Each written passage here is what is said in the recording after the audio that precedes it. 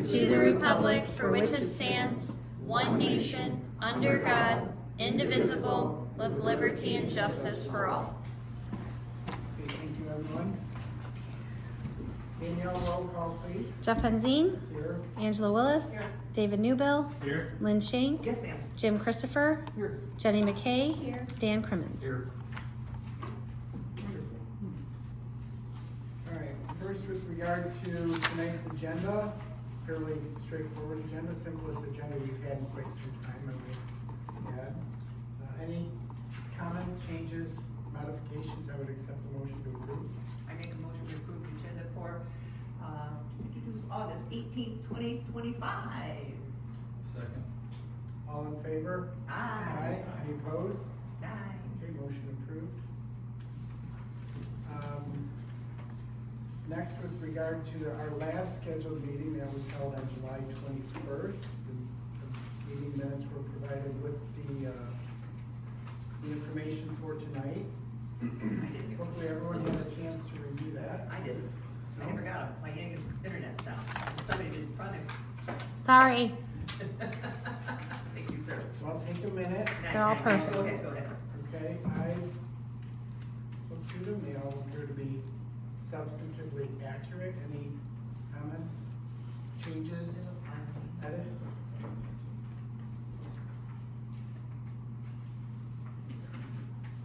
No, they're not.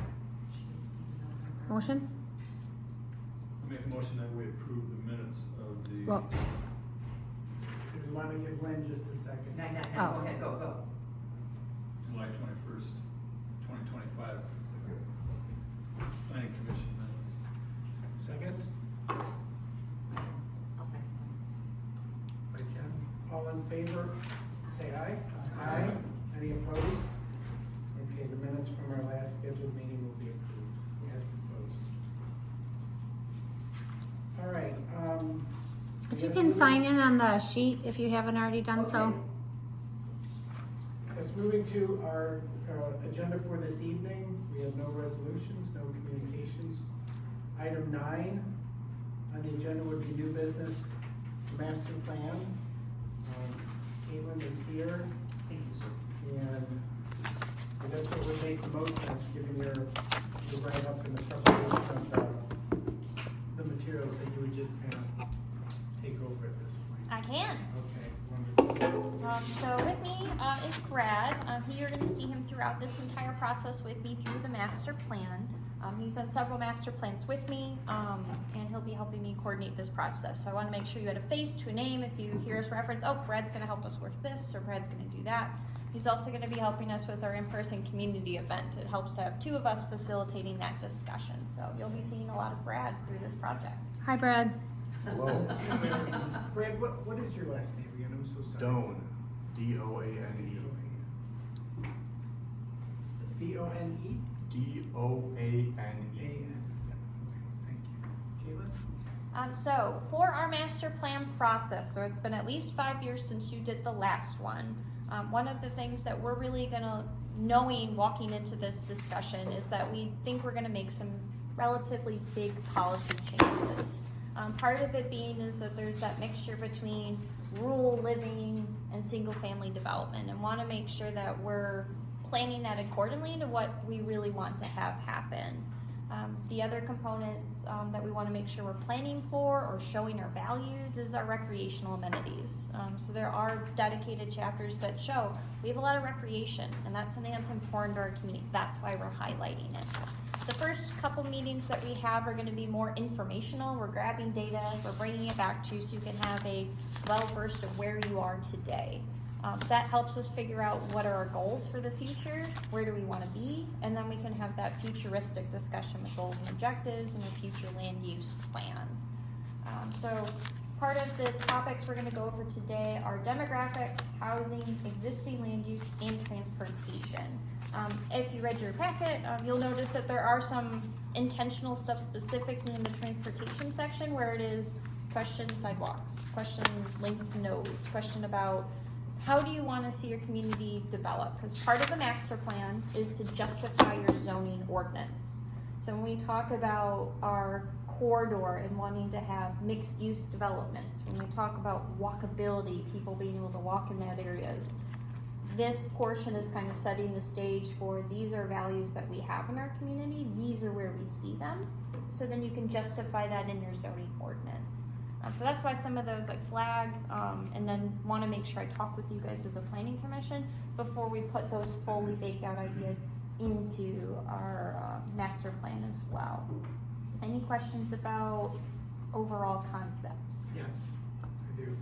So the topics for tonight's discussion, these were topics that were, I guess, proposed by yourself and Brad, or are these extracts from the existing master plan? Some of the content is from existing. All the demographic and housing data is original as far as kind of what we see in the industry and what we recommend helps paint our picture.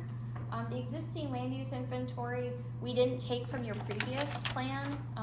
All of them have it because it's required by state statute to have an existing land use article. Ours is based on actual land use classification. Your previous master plan had it based on assessing class. So that's taxation, which is different than what the property is actually used for. And so that's something that we didn't, it doesn't paint an accurate picture because it shows a lot of changes then, that I don't think actually reflect where your existing land use is today. So that's some of the content that you won't see necessarily brought forth from your previous one. In transportation, you did have some very interesting studies done by a previous senator, I believe, or connections of him doing an assessment with a consultant. And so we did bring that back in so we don't lose that institutional knowledge, if that's still our vision for our community. So it's a little bit of both of those things. It was called a Heritage Corridor Expert.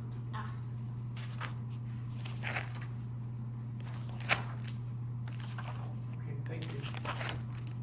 So with that, I'll hand the stage over to Brad to help walk us through then the demographic and housing information. We're gonna highlight some of those major informational components. If you have a question about that data, please let us know. We're happy to kind of explore that further. Yep, so, hi again, I'm Brad. I did a lot of the number crunching for this plan, and I'm gonna focus on most of the tables and figures as we go through. If I start going too fast, please stop me. If you have any questions, please let us know. So let's get it started with Table 1, population trends, going from the year 2000 to 2020, compares Groveland to the surrounding townships, the county, and the state. The previous plan didn't have comparison communities. I went a little bit rogue and added the surrounding townships for you guys just to give it a little bit more context. As you can see, you guys experienced about an 8% growth between 2010 and 2020, but you experienced a 3.9% decline since 2000. I wanted census numbers in here, so there is no speculation. These are the hard numbers from the US Census. Are there any questions? When's the next census coming out? 2030. Okay. For values in between, so we're in 2025 right now, there are other data forms that people have come out with that we use in these plans. The main one is called the American Community Survey. It's ran by the US Census, but since we're not asking Americans what's happening every single year, it uses estimates and projections to give you a number. And then off of that, there's also something called Esri Demographics, which uses a similar but different algorithm to give you numbers. And in communities like Groveland that are relatively smaller and more rural, the Esri numbers tend to be a little bit more accurate, whereas the ACS can kind of fluctuate. There's a larger margin of error, but these are the numbers that we have available, so we use them. Sir, just out of curiosity, I've been here since the 60s, and Holly in 20 was 4,000, let's say, and then in 10 years, it's 11,000. I think there's a mistake somewhere, because I've lived here long enough, Holly didn't boom like that. I mean, they reported something incorrect. I was thinking about this on the drive up. I mean, those are the numbers you had. I know, so human error is real. There's a chance I messed this up, but I'm about 95% sure that I got it right, but I did notice that it is strange. I will double check it. Because the other thing we can check too in the data, sometimes the census does this, is that they include the village population. Yes, is Holly, There's a village and there's a township, okay, but they so, would have incorporated before, Yeah, it should have been Right. consistent. yeah, so. yeah, so if it's a village, the village numbers will still count for the township in these, I mean, this is the census, so Yeah, Right. that is Holly Township, so I can check and see if Well, I there's could an care error. less about Holly, but it did not make sense. No, I noticed There- it too. I'll double check it and make sure there's nothing weird going on. but there was a lot of subdivision growth in those years in Holly Township. That I do know. Any more questions? I just would like to say, it is very helpful that you took your artistic liberties or whatever you refer to there and including data from surrounding Right. communities. I love it, thank you, I like, thank you, the comparison is very helpful. thank you. I appreciate that. I've cranked out a lot of these and they kind of blend together almost. Because some of it's about giving you context. Yeah, This this is is, very helpful. And- I mean, we're trying to tell a story through numbers, basically. Right. Well, it's kind of interesting too, because I mean, according to this, in 20 years, we've seen a decline where other communities that are adjacent to us have seen an increase. So the question is why? I was thinking about that too, just brainstorming on the drive up here. Maybe it's related to the housing crisis. Maybe could there have been a mobile home community that was liquidated or something like that? Part of it's your growth strategies. So minimum lot sizes is a big part of that. Just general developmental pressure, so you don't necessarily have the same village core like Holly has, and that available land to even develop. So you have a state park, you have Oakland County that take up a lot of acreage. So you don't have the I same get that, but that's always level. been there. So Correct. to Another- me, that doesn't justify the decline in 20 years. To Another- me, if it was one thing where it changed to that, I understand. But the fact is, there was a decline with that all into consideration up front. So the question is, why that decline? Another thing to consider related to the housing crisis is, I grew up in Goodrich. Buick City closed down around this Yeah. time. Yeah. There could have been a notable population fallout. Could be, folks retiring or taking buyouts from the Yeah. automotive industry. That's a good point. and part of it's too what we see in the national trend, which we'll get to, is how many people per housing unit. So your housing number might not be changing that much, but how many people live in a housing Yeah, that's a unit good has point. changed dramatically. I was gonna say, our demographics show that we're an older community where maybe back then we were younger, like my children were home at that time, where Right. they're not now. And so maybe that helps to add more people into the community that left only because of their Yeah. age and And what they're doing. And then with that, to me, that's a cycle, right? So the moment that you move on to whatever But your that next. means, though, we who own the homes, who are now two-person instead of family, we need to get rid of our homes and move somewhere else so that families can buy up our homes. Well, that's what I'm saying, it all comes in cycles. I know, and it hasn't, we haven't It- seen the increase Yeah, yet. and it may be, it just eventually will cycle. Yeah. All right. We're winning right now, so that's all that matters. And it depends too, what do you want to have happen? Some communities, they're okay with a moderate amount of loss because they don't want their community to grow. But then you have to plan for that. Right. Okay, table 2. Are you guys familiar with a group called SEMCOG? Yes. Okay, so the Southeast Michigan Council of Governments, we are within their jurisdiction. They also have pretty extensive data, specifically population projections that they use for every community within the SEMCOG region. So that's downriver to up here. So using the SEMCOG population projections out to 2050, you'll see a 7.1% growth in Groveland Township, which is a little bit less than surrounding townships, but is still consistent with the area. Table 3, we're seeing more older. Oh, Can we No, go back to yeah. Danielle?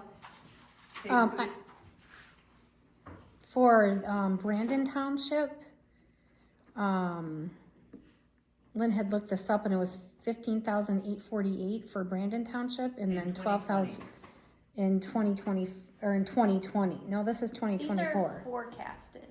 So you're forecasting they're going to lose 2,000 people? Looking at Brandon and looking at Holly. Holly went from 2020 of 12,000 people in 2024 to 6,000. Are we looking at the same Table table? 2, and I took She's the looking at the information off of 2024, this she's thing. grabbing the SEMCOG, she's grabbing the 2020 data Oh. compared to the Census. 2024. It's a So, different data. The numbers for Yeah. Groveland is the same. yeah, so for if you look at the very top of table 2, it's 2024 to 2050. I didn't really get to choose that. SEMCOG used 2024 American Community Survey population estimates, and then used that to create the 2050 number. Okay, So but it is I, slightly different. okay, but the number you have for Groveland for 24 is about the same that you have here for 2020. But the number you have for Brandon, well, I'm gonna look at Holly. Yeah. Holly Township in 2020 was supposed to be 12,000. You're saying in 24, it's 6,000. It lost half the population?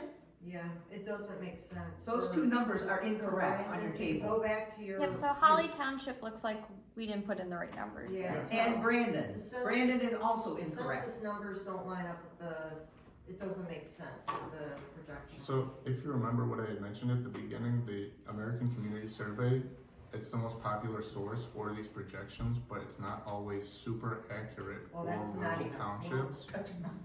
You're off the, So- they're off the ballpark on You're those. losing half your We can- population.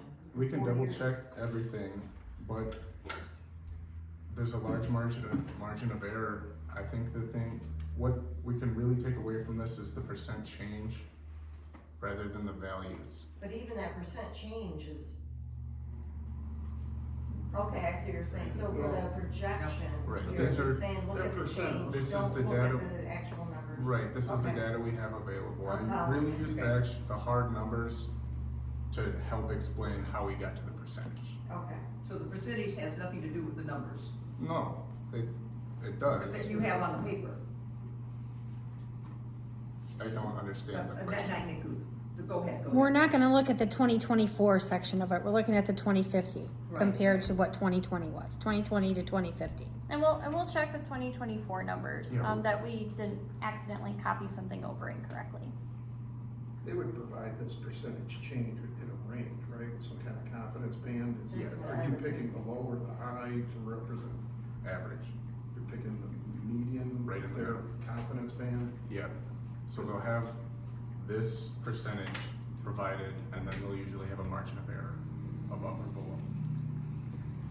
Okay, so they're saying this is their plus or minus. Correct. Do we know what the plus or minuses are on these numbers, or, No, I don't have that off the top of my head. because it does mention it could be up to 15% in the tax of, Would you like me to add a margin of error column?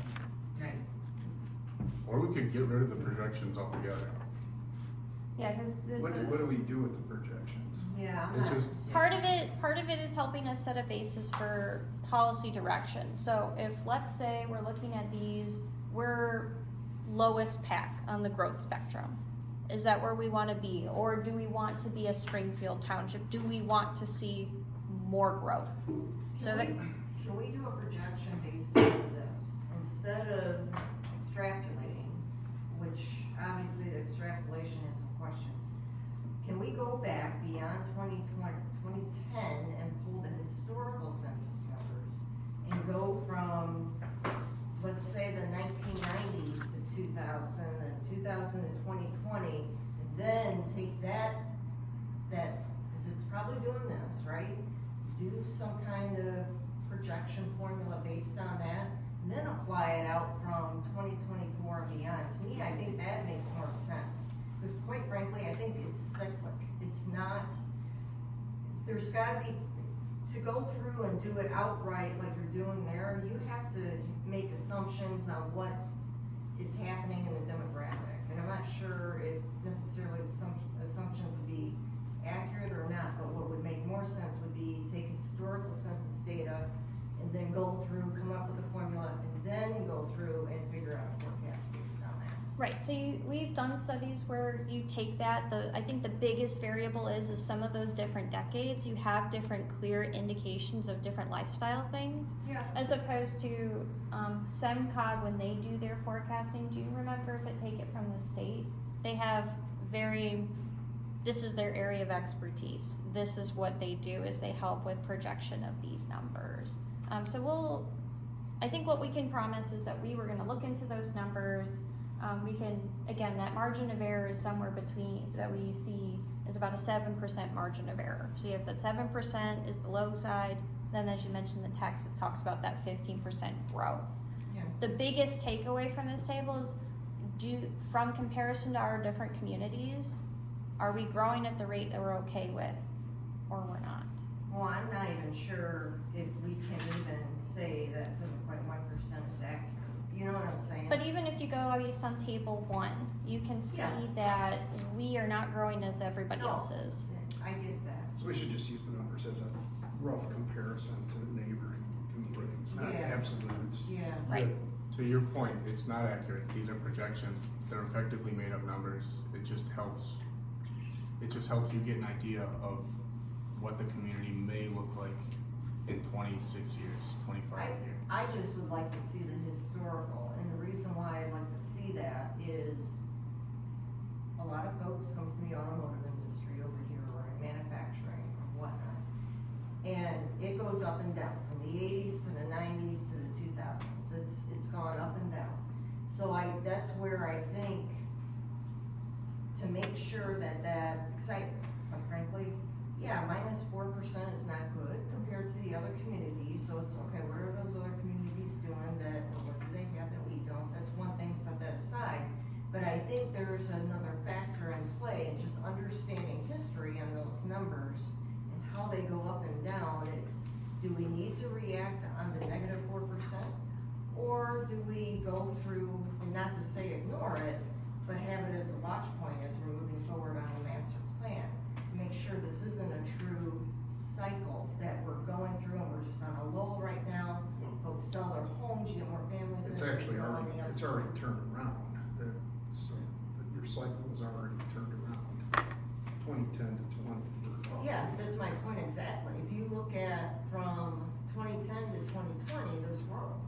So what Caitlin's asking is basically, these numbers show how we're moving forward. Is this the way we want to move forward, or is this not the way we want to move forward? Do you want to grow a bigger community? Do you want to have a smaller community? What basis do you want as a community? I think it boils down, it's a balance, right? So the other part of this that we don't Right. have information on is the tax base and the revenue generated for the need for essential services. So that's where you have to balance what we have versus the tax revenue that you bring in here to fund the fire department. I think you're looking at way too big of a picture right now. But no, it We're on works table in there two. though at the end of the day. But no, you have to have that in front of you when you're figuring this out, because you can't answer that question unless you also have the financials to really look at the big picture. Where do you want to see this township moving forward? Do you want to see it bigger with more people, less rural, or do you want to keep it rural? I'm happy to keep it rural. Okay, that's what the question, that's kind of what we're getting at here. We're not getting at That's- anything other than that. Other than that is just a way too big of a picture for page 2. But we're, I get it that, for- I get it for page 2, I understand that for master plan in general, you have to weigh all that out. We want. and that may come along in other parts of this, but right now, is it, do you want it rural or do you want it to be more city? We would Well, I think prefer you more have to look country at, living. you have to look at all the numbers that follow in this report, Yeah, which all look really good to me. And So- I think we're right where we wanna be. yeah. So let me make a suggestion, because, I mean, I don't wanna get lost in the granular aspects of the data. Let's let Brad go through his report, kind of make notes, if you will, regarding tables or observations that you may find anomalous or odd, and we can address those at the end. But I think we're just looking at kind of a high-level summation of the statistical indicators to help us devise policy. Yeah. So you can kind of put anything in isolation under scrutiny and it may not match up, but I guess Yeah, I'd like this- you to kind of describe the process overall and then we'll kind of circle back. Can I add one little titty bit? yeah, Brandon Schools, the lowest enrollment number is 8th grade coming into the 9th grade. No, it's the 8th grade. Coming in 8th grade is the lowest of all the ages. So, some reason Brandon, Groveland, Holly, whoever else is in Brandon, there was a dip, approximately, how old is an 8th grader? 13. 13 years ago. So I'm sure not only is Brandon schools, other schools are in the same boat. A lot of kids weren't born, so there was a big dip. Yep.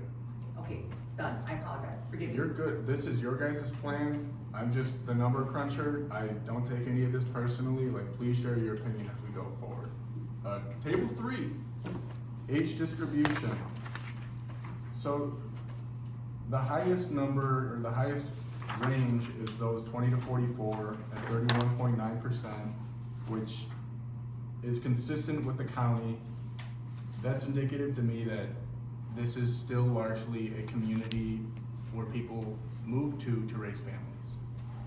Is that fair? Okay, moving on. Figure 1, this value I did find interesting based off of table 3. You guys do have a marginally higher median age than the county and the state of Michigan, but you also gotta consider this is a community where people come to raise families. In Oakland County, you have Ferndale or Royal Oak, places where a lot of young people are moving, and then you have the whole state of Michigan, which is kind of zoomed out.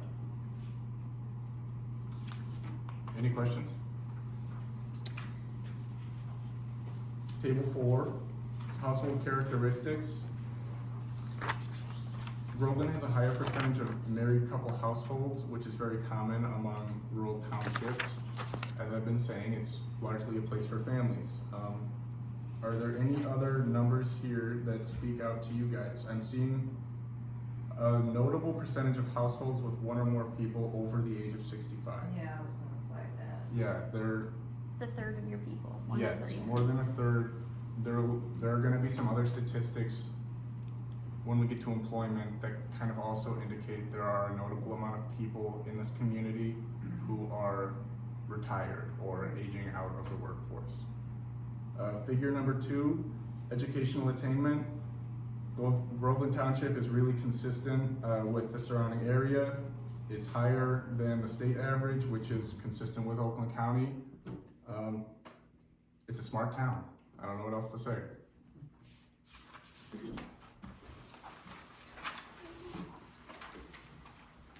Table number 5. So this is when we get into employment.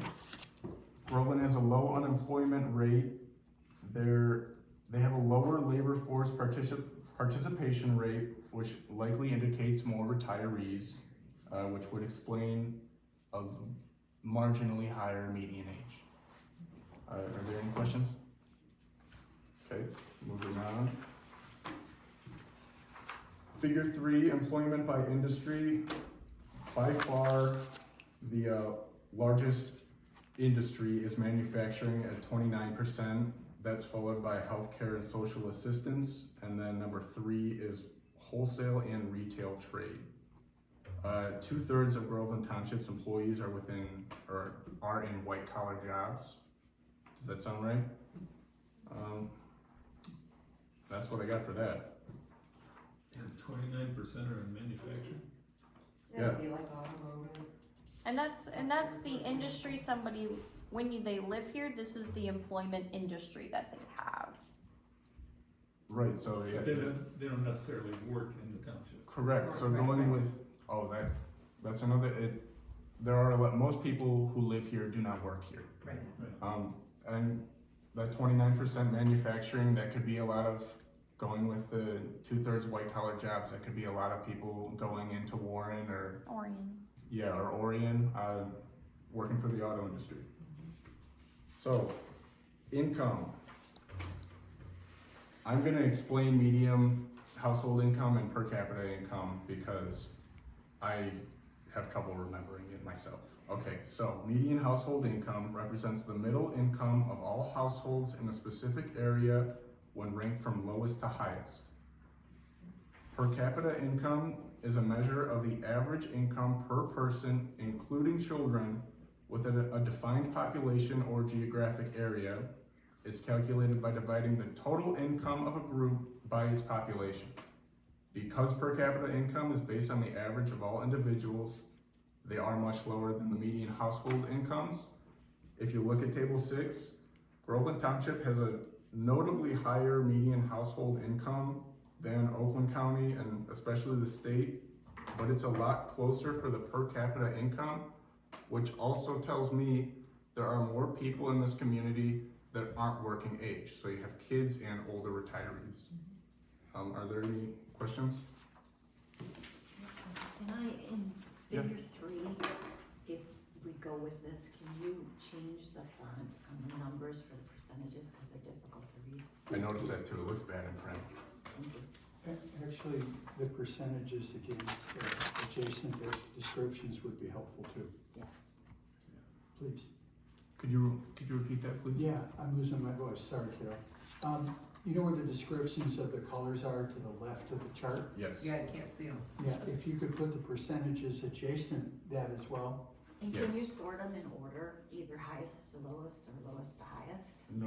We Thank you. can try them while automatically doing all that individual work. Sometimes So it you just can say- fits it. Yes. Because it's not necessarily coded to go around the table. I was trying to figure out a key there, and there was nothing. Sure. So just, that way if somebody wanted to look and see for themselves what was the highest or the lowest.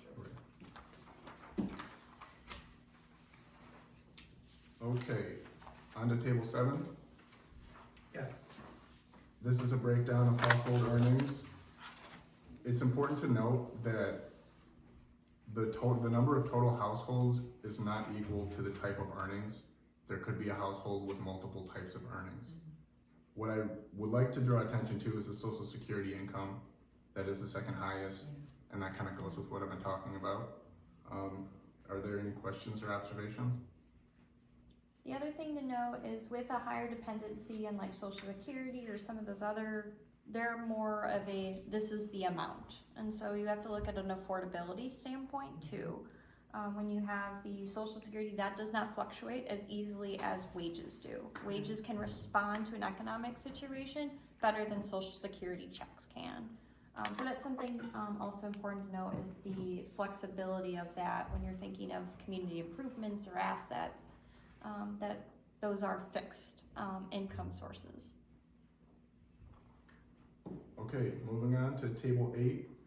This tells me Groveland Township loves driving, but it makes sense because it's kind of equal distance between Flint and the Metro Detroit area.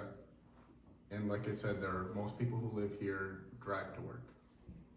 And I think statistically what's really important to know is that you have people that are commuting 30 minutes to an hour. Yep. Most of the communities that we do that are more suburban are within 30 minutes.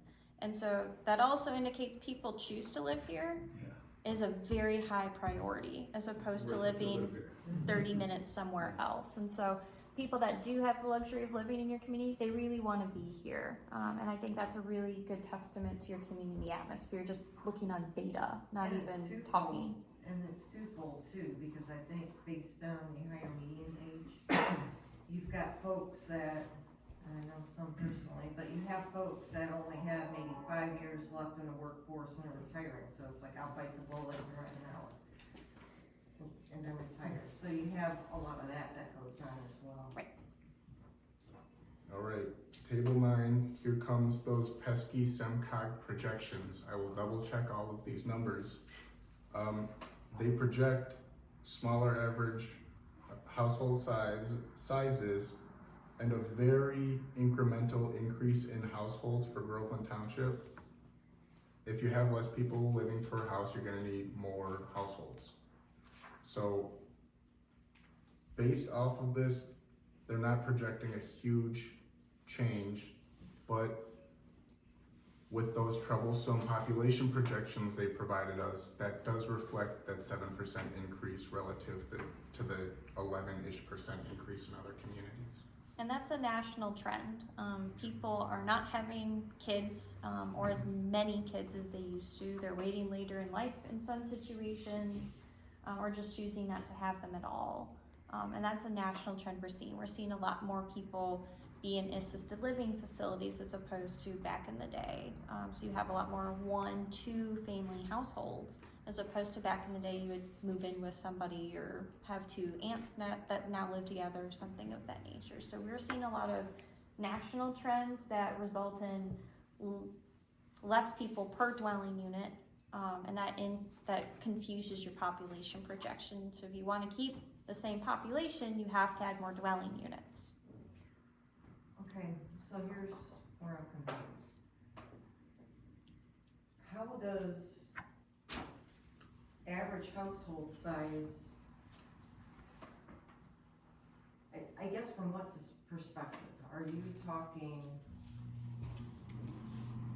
so when I think of, as long as my number of households don't go down, why do I care if I have 2 people versus 4 people in a household? Especially if the other 2 are kids, which are quite frankly a liability, you know, in terms of taxes and things. I'm just being honest, from a school perspective and things of that nature. So why does that matter to me? I guess that's. Your mother didn't think so. I mean, so a part of it is community makeup and where you're going. And so if you're okay with an aging community and you're not attracting young families and you're okay with that, then there you go. But the problem is you can evaluate, wait a minute, we're losing our family group because we still have an aging population of people that are 65 and we hope and pray that they will live to 90. But if we don't have somewhere for them to go, their only option is they stay in their home and they're going to try to stay in their community. It's an aging in place problem that really comes in. So it's not so much a financial as much as community. And do you have a place for everyone that's 65 and maybe they're willing to downsize and they want to stay in Groveland because they love the community. And that's where the dwelling unit sizes decrease. But if people aren't moving, which I mean has been a problem for a while, is people aren't necessarily, the real estate market hasn't been changing that much. Yeah. Part of it's interest rates, there's a lot of different factors, but at the end of the day, from our policy standpoint, is there even the option for somebody to say, well, I'm elderly, I would like to be in a facility or a smaller 2-bedroom apartment or something, or a 1-bedroom? Can I stay here? And the next closest is Holly. And they just developed theirs not too long ago. They had those apartment or senior housing facilities going, but then we're still losing them. But then that flies in the face of country living. It kind of gets back to, you can't have your cake and eat it too. That's a sacrifice of country living. Otherwise, once you start bringing in multifamily units, apartments, assisted living facilities, campuses, now you start losing that. So it's a balance. Yep. It kind of gets back to what I was saying before. You gotta balance all of that to Yep. figure out, all right, it may be a shame, but if we're dead set on country living, there's sacrifices that kind of go along with that. True. And different communities have different approach. Some of my rural communities, we're not getting apartment complexes. Nobody's gonna put in the infrastructure for a while. Yeah. However, the other policy change we've done, because we do care about there being someplace local so we can keep our seniors, is that we've made it easier to permit assisted living facilities that are 4 people or less, or 6 people or less. Okay. So we took that, so part of it is we're watching trends and we say, well, what's our community value? Is there somewhere for them to be? There's not. Okay, well, what's a different way to go about it? Because apartment, a giant 100% complex, they're not gonna do the well out Right. here. Right. But could we make it easier for somebody to make a smaller unit that is appropriate, a 6-4 unit Or like a assisted duplex dwelling? or something like Yep, that, along those lines. Correct, and just, do we have the right place for it? And that's gonna be our future land use discussion, is really thinking about where does that density make sense, if it makes sense? Or is there a different policy direction? Because there used to be a lot more smaller assisted living facilities, and then we got more corporate, and there's Yeah. the giant ones. Yeah, exactly. And so you're seeing small towns reclaim that space, to say that we do want our seniors, it can be fiscally appropriate to do that, and working on a policy, make that process easier for those people. So that's the more long-winded discussion, Okay. but that's History. part of where we're going. History, the property that we sold to the state, that we got super, super cheap, because we got it paid for by the garbage that they left there. There were companies that coming in, that they were going to make at one time, a merchandise thing with senior housing. We've had all different kinds of things come to us for that hunk of property, and nothing ever panned out. So, yes, we have looked at other things over the years. Yep, and you, The one up on Dixie that we sold to the state, off-road park. For the ORV park. Yes. Yeah. and you are primarily located in Oakland County. Housing crisis is a priority at the state level, at the county level, and it really goes back to the future land use map is a lot about opening doors or closing doors. It's what land uses make sense generally where. If we say this area makes maybe sense for a more intense residential, somebody can come and we say, you know what, we're willing to see that proposal. If we don't put that in there, we say, nope, we're not looking at 3-4 story buildings in Groveland, thank you. Then that's a door shut. And so those are the policy kind of things we're gonna be working through. Are we good to move on?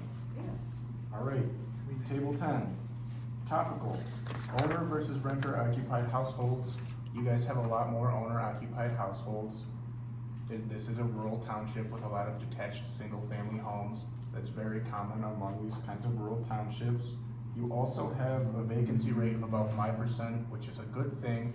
Usually, I guess the golden rule or whatever you want to call it is 5% is kind of the pocket because it allows the housing market to stay healthy. There's a good amount of people coming in and out of the community. Do we have any further questions?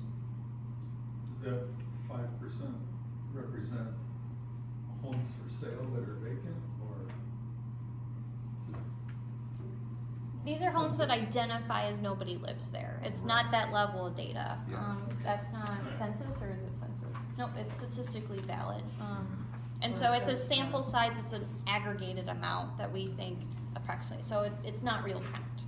And it doesn't count like a vacant lot, it's Correct, truly it's a a vacant building home. is there, Vacant nobody's dwelling. there. Okay. Yep, Okay, do we have a question? Okay. Figure 4, housing by type. Going with that, 85% of your homes are single-family detached homes. The second highest is mobile homes or other. The biggest contributor to that is, I believe you guys have 3 mobile home communities in Groveland Township, is that right? 2. 2? So that's where that value comes from, and then between duplex and multifamily, you guys have, what is this, below Very 5% minimal. there, so if we were to add any, this is just an idea, there is room for growth there.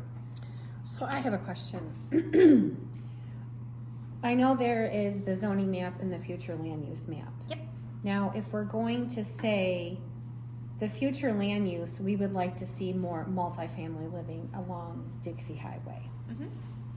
You put that on the future land use map, and if someone wants to change something along Dixie Highway, because this is all very, very much residential. We don't have whole lot of commercial over here.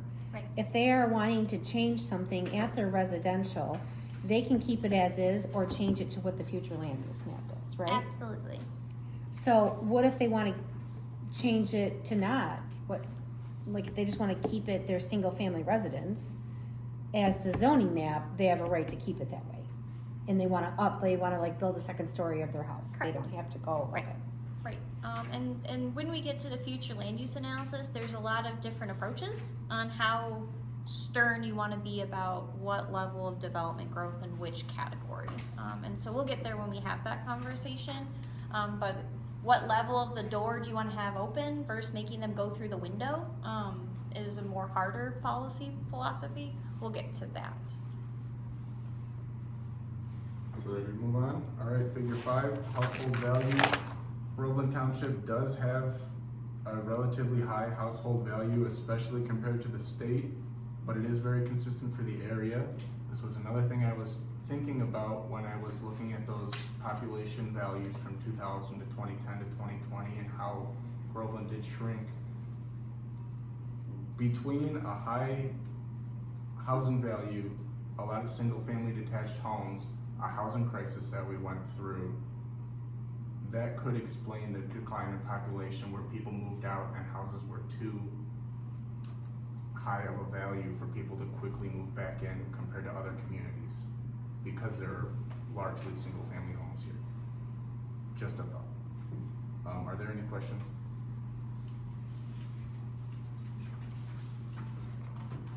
Figure 6, mortgage affordability. I'll do this one along with figure 7. So for a house to be affordable, you should be spending 30% or less of your total household income on housing. So looking at the figures, over 80% of those with a mortgage in Groveland Township, their housing is considered affordable. 7.5% is between 30 and 40%. There's a lot of percentages going on. So close to affordable. And then that remaining 11.6% is over 40%. People are spending over 40% of their household income on housing. Looking at renters, that is not the same case. Only about 1/3 of renters in Groveland Township, their housing is considered affordable. They seem to be struggling a lot more, where almost half of those renting in Groveland Township are spending more than that 30% on their housing. That could be due to a multitude of factors. Maybe they are struggling economically, and there's a lot of things to consider with that. But that's a trend you see everywhere. Yes, it's Mortgage to renters, you always see that kind of dramatic. Your renter affordability is more dramatic than most of the rural communities I've worked with. And so you do see a more dramatic disparity from that standpoint. Are the rentals focused in one area, like mobile home parks, or are That's they? the first thing I think of, are Yeah. mobile home parks. So 10% of your housing is mobile homes. I don't know a whole lot about the subject, but I believe most people who live in a mobile home are renting it. So that would be a big contributor to this.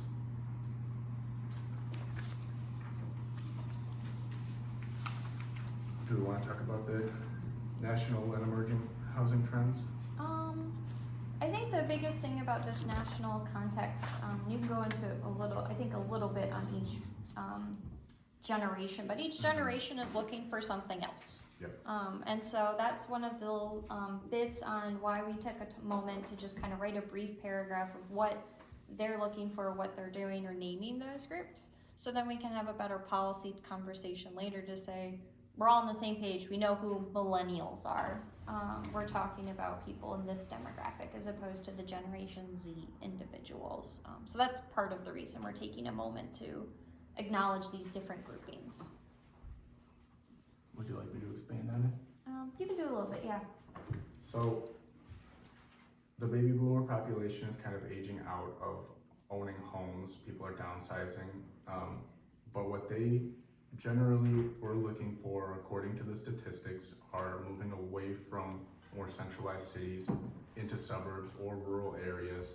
And now we're starting to kind of see an inverse of that, where younger people are looking for that smaller, denser community. So if you want to think of like a show like The Brady Bunch, when it was out, correct me if I'm wrong, it was about people moving from the city into the suburbs.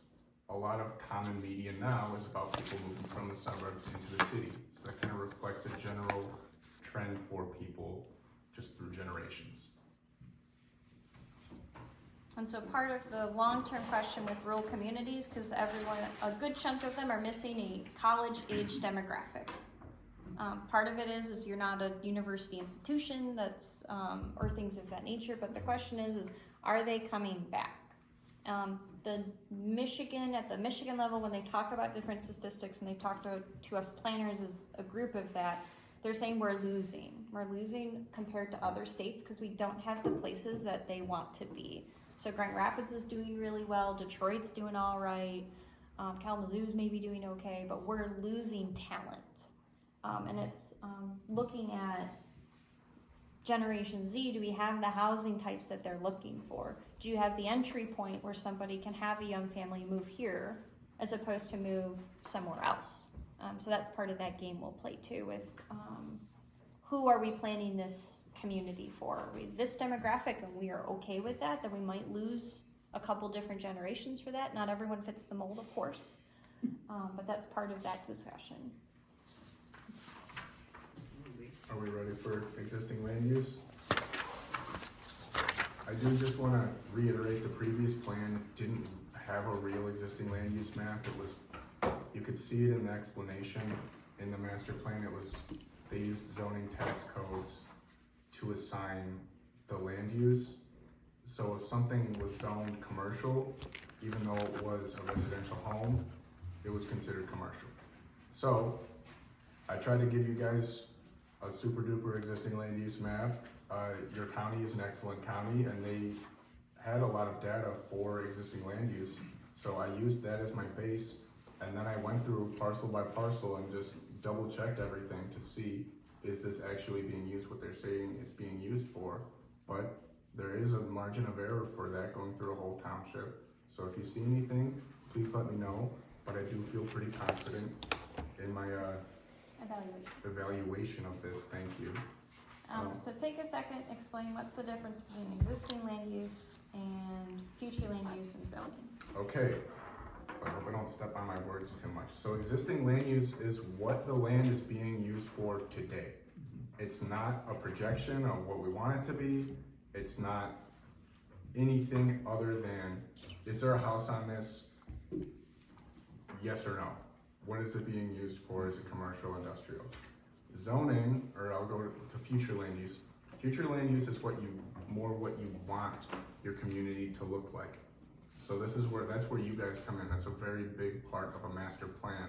So if you want a little bit more multifamily housing, if you don't want multifamily housing, if you want to focus commercial in one area where you have a lot of commercial, or kind of put it along a strip like Dixie Highway or M15. That's up to you. And then zoning is, I'm stepping on my words. Okay, right now. it's a box of what you can and can't do right now. This is the policy. We say that this is commercially zoned. This is the boxes, the uses you can use. And so the zoning map is regulatory, what we can do here and now.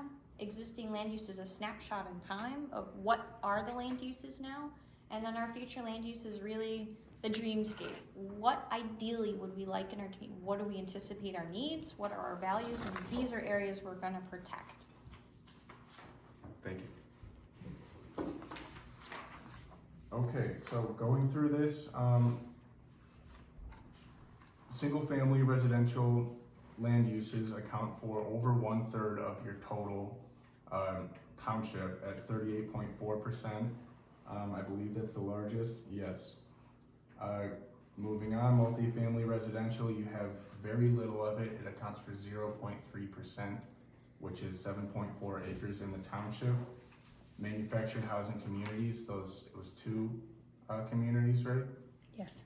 I think I counted 3 here. Okay, I guess I'll ask you guys. So as I was looking through it, I originally had 2 because that was on the old master plan. And then I looked into it a little bit more and Google has Groveland Manor, Oak Hill Estates, and Spring Grove.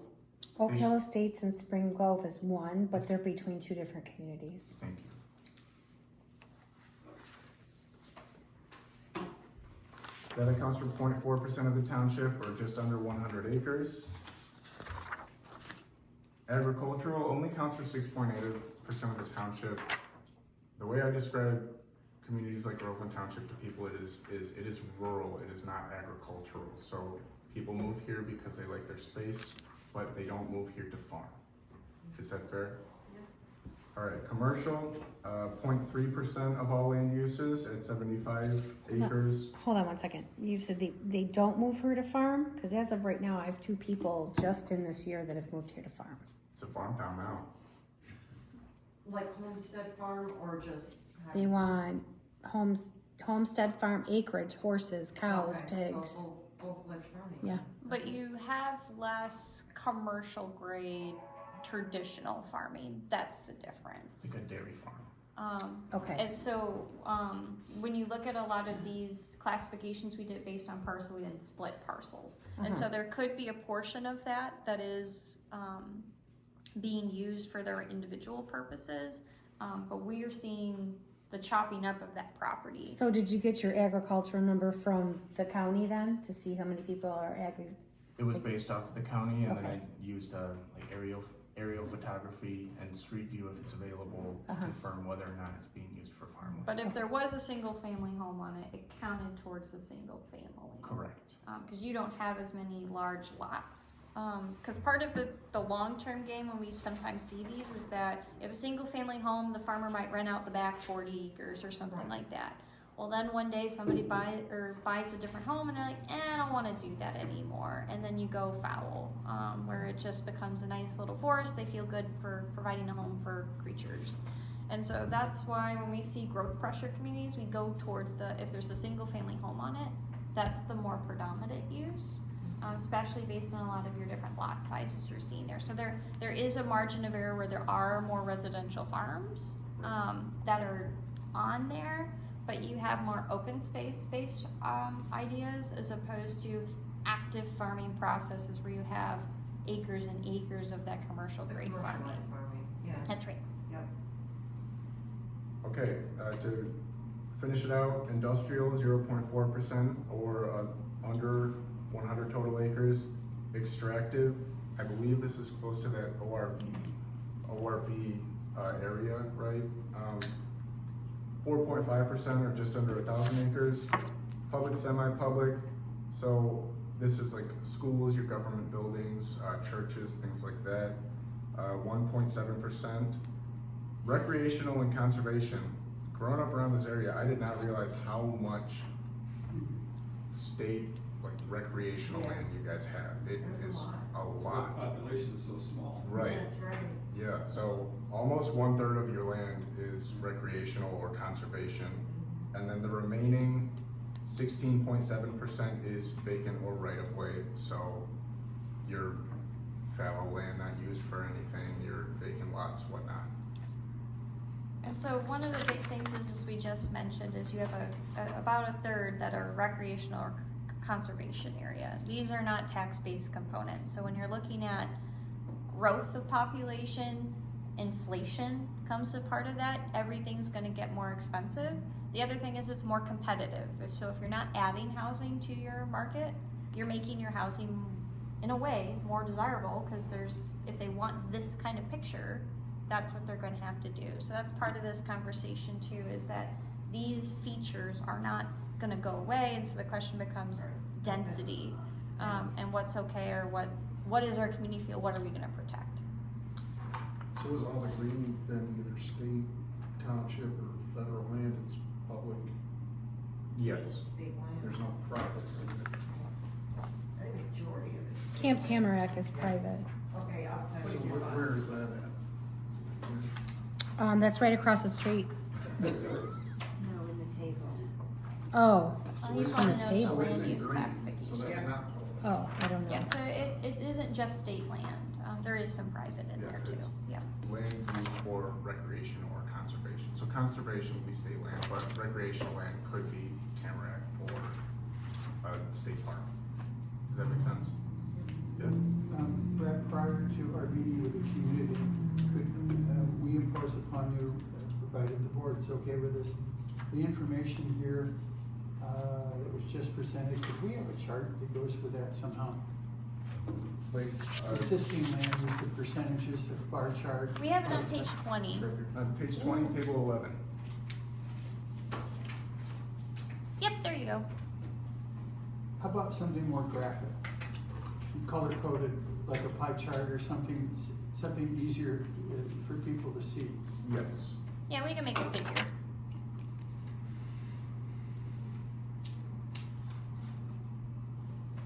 Thanks. No problem. Alright. See that little thing right there? That's like that. Do we have anything else that we wanted to cover for existing land use? I had one more note, it's not a surprise or anything, but you guys do have a lot of your single family residential, a lot of it is, spread out, it's, I believe you do have plenty of subdivisions, but a lot of it is just houses along major or arterial roads, things like that, just an observation. Okay, transportation, I got just one question on the vacant land. Do we have a breakdown of, is it a vacant lot, but it's still zoned as, single residential, or is it vacant because it's wetland? Do we have a breakdown of that in terms of, cause that's a huge chunk, you're talking 3,600 acres. Sure. So we talk about natural features in a different chapter where we look at wetlands and things of that nature. Correct. Yeah, I'm just kinda curious, out of that piece of pie that's 3,600 acres of vacant land, how much of it's actually usable, and then how much of it is zoned, I don't know, Like how much, agricultural versus- what's our average wetlands? Exactly, I'm just trying to get an idea of, And part of the wetland discussion when it comes to properties is you can fill it in, right? So you can get the proper permits. You can fill it in. It is, but sometimes the I money, wouldn't. sometimes the money is worth it for some of these developers, dependent upon what it is. The other thing is you have exclusionary zoning where you have to leave some economic value of all properties. right, And so some of it is if they can put in one single family home, because there's a ton of wetlands around that property, you more or less that, you have to let them use it for something. You can't just have it regulatory out of existence. yeah, And so, the existing land use map, we do go over the different wetland areas and things Okay. of that nature. We don't compare it to your zoning in the same way. We do reference it, so that way when we have our future land use discussion, we're not giving a false narrative. So some communities go through the aha moment where they say, you know where we should put the mobile home park? In the wetland area. oh boy. And then, or the mayor's on record for saying, I own that property and I'll never sell it to a mobile home park. Right, So those are exclusionary zonings. You will get in trouble if someone sues. So we're going to keep ourselves out of that problem. But that will be part of that policy direction is single family homes make the most sense for wetland areas or agricultural because you can't put Right. density there. yeah, okay, 'cause yeah, I was just curious on how much is it usable without having to jump through hoops, right?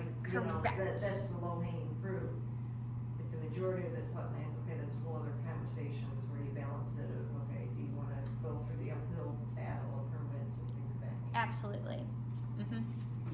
Yeah, I think Caitlin mentioned it, but it's not in this section, there is a whole natural features map that I made for you guys where it will show all wetlands, Okay. floodplains, woodlands, So then we can line it up with this basically. Yeah. and That's right. Figure out, okay. correct, When we get to future land use, we're gonna have lots of pretty maps. yes. Okay. Okay, on to transportation, No. home stretch. This existing land use, this is like a hypothetical, right? This is what This is the is a here and now. literal. We are Okay. not This talking is not about right. where we wanna go. Okay, this isn't right. This is what I was talking about. You guys know Can we this town talk with better than I you do. offline? Yeah, to this is, correct this, a few things? yes, this Okay. is gonna be a big discussion. Okay, so we Okay. will talk with Danielle to kind of go through a few of those things, because Okay. it's not zoning related. Okay. But it's what it, like, this is existing land use. This is not, this is an extractive. We'll talk later. Yeah, We'll okay, talk. I'll clarify.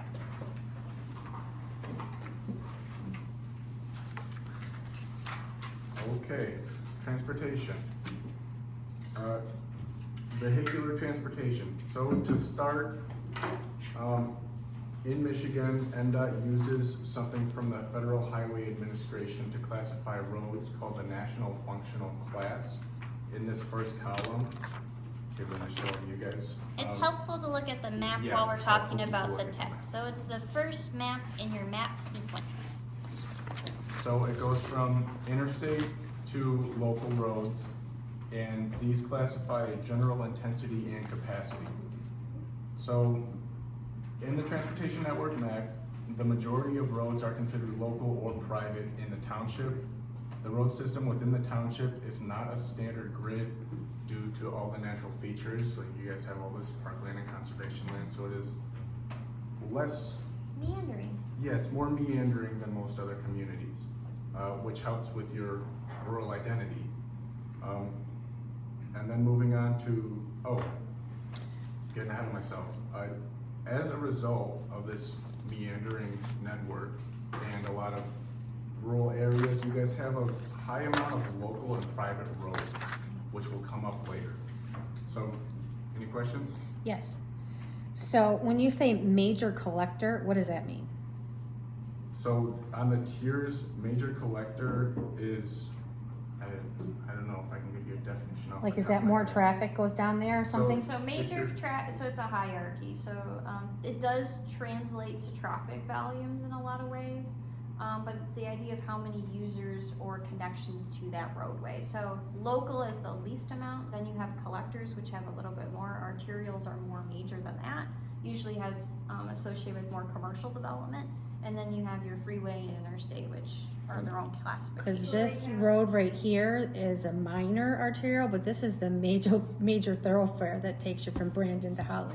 Correct, So- and these are national definitions that are Okay. classified, so we don't change those. This is data in, analysis out. Okay. So that's crazy, so they rank Dixie Highway and Grange Hall, both minor arterial, in the same bucket. I find that hard to believe. Yeah, so it's important to consider this is for the nation. So think of New York. You're gonna have some pretty serious roads. So on that scale, that's where it falls. But then if that's the case, majority of the roads would be, Michigan roads would be considered minor.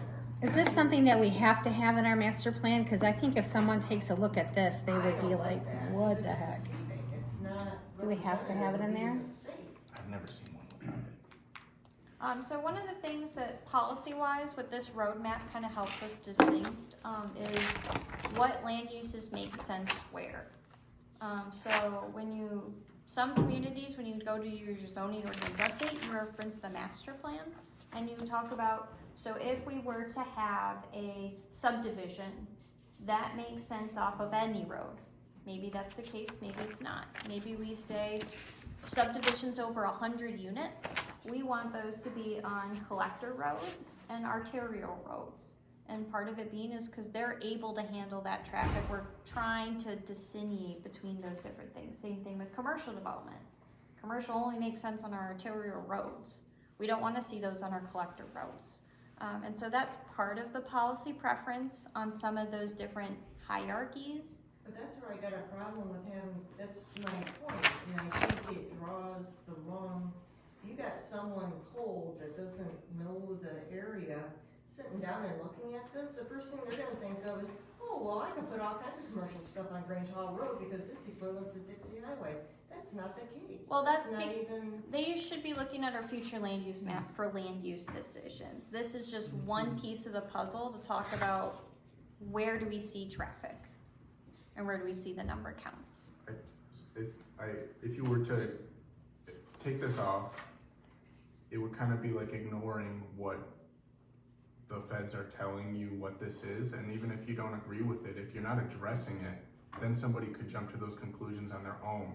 Whereas if we have this in here, but we say, this isn't really indicative of what this place is used for, you can kind of help guide the community in a way that would help everybody around, like in.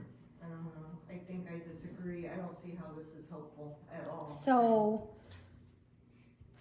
I mean, you look at this and then you look at the traffic volume. I mean, look at how And that- Ortonville Road is ranked compared to Dixie Highway. Yeah. That blows my mind. That's not, I'd like to see the data behind that to justify how Ortonville Road doesn't align with Dixie Highway. It just seems like a major collector is Wildwood, Barron, in Groveland in Trip, which Yeah, that doesn't, it doesn't make That doesn't make sense. sense either. It doesn't make sense to me. It may globally make sense, but I look at this and those are, and wow. the blue should be the green, the green should be blue. So, but then I guess if you look at it and coincide with the traffic map and show that the lines of the traffic, that makes sense. 75 is the most, Dixie is pretty high, I guess Ortonville's pretty high. when I look at the descriptions for the transportation network, they're using arterial and then major and minor collectors. I kind of think of them as veins. Mhm. So your arteries are your bigger in your body, where your major and minor collectors are different veins, which are smaller. I think in our Is mind, that what it's saying? I think in our Oh, mind, it's the in our wording. mind, Okay. you're using the words, but if you take it into its context, these are The smaller. artery analogy works well. I get it. Okay. I get it. I get it now. And I'm still a little weirded out with having Dixie Highway and Grange Hall in the same bucket. I guess that's where and I understand it's based on this traffic volume range, I get it, but Grange Hall's probably gotta be on that low end, like extreme low end, and Dixie's gotta be on the opposite side of the scale, so that's where I'm having a heartache over, is putting Grange Hall and Dixie Highway in the same bucket. I mean, Grange Hall gets, for traffic, Grange Hall gets a lot in the morning, a lot in the Not evening. like Dixie Highway, even before the construction, not even close. That's where I've got the issue. Well, maybe it's a larger, So the feds put this data together? Correct? Yep, We can't they do change the it. class.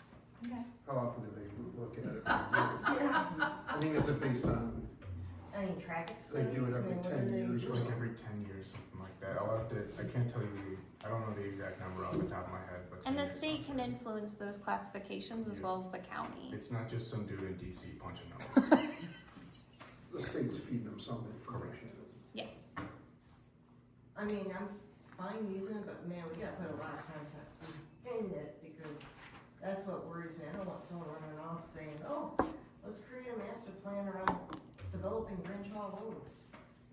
Nope, and that's the rest of the master plan, this is a snapshot in time of just how you classify some of those road things. Your current zoning doesn't relate to this, so when I mentioned that you can make policy decisions on this, you also don't have to, you currently don't. But it provides some context to where you are now. Okay. All right. Staying on traffic volumes, our good friends at SEMCOG and the Michigan Department of Transportation gather what's called average annual daily traffic counts. If you guys are ever driving, you see those rubber strips along the roads that they make you run over. Yep. That's how they collect these. So that data is what makes the traffic volume map. I can get data on Grange Hall Road, because the speed signs collect data. Yeah, that'd be interesting to see, Yeah, cause those just went in, what? last year? Yeah, so. What do they collect exactly? Average speed. Well, they're average, They don't take pictures yet. there's no cameras on them. Or are there? So I worked as a transportation planner before this job, and I was a big part of my job is collecting daily traffic counts. That was a really common question. It is lasers. It's not a camera. I don't know how to prove it to you, but why would we need to take a picture? Are we good to move on? Yes, fine, Okay. I'm sorry. But no, that'd be cool to pick up traffic. I'll see what, Kevin's got it, I'll see what we can come up. Yeah, that'd be interesting. So road condition, this is another part of what I used to do. So it's called PACER. You have to be trained on it, you have to do a course, you have to get certified. And then SEMCOG is usually the one to do it in your area. It's people drive around with usually it's a vehicle with cameras pointed at the ground, at the pavement in front of you, and they'll drive around with their lasers measuring like potholes or dips in the road and whatnot, and they give each section of a road a rating on a scale of 1 to 10. So if you look at the road condition map, that's gonna be the most up-to-date counts for Groveland Township. This is updated usually yearly Not every road gets updated every year, but it is a pretty up-to-date classification of what your roads are, and going back to the fact that there are a lot of local and private roads in your township. This is a township, so roads are a bit of a difficulty, which would explain why there are a lot of roads in fair and poor condition.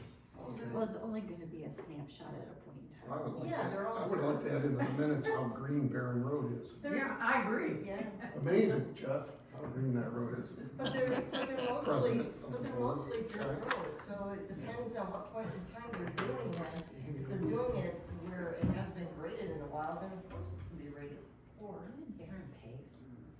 Mm, Yeah, Barron's paid, Wouldn't it be a good road?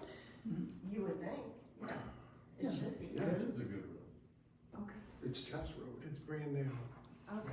It's Jeff's I was road. missing the point, I'm sorry. But again, these are all just kind of And this is the Moment in park. time. Yeah. very kind of general. That's like the It's- campground. Every piece of this is Oh, in hopefully this being little put together Yeah. to give a clear vision, but if you're just looking at a corner of it, it's not gonna make any sense. You gotta aggregate the information, right? Yes.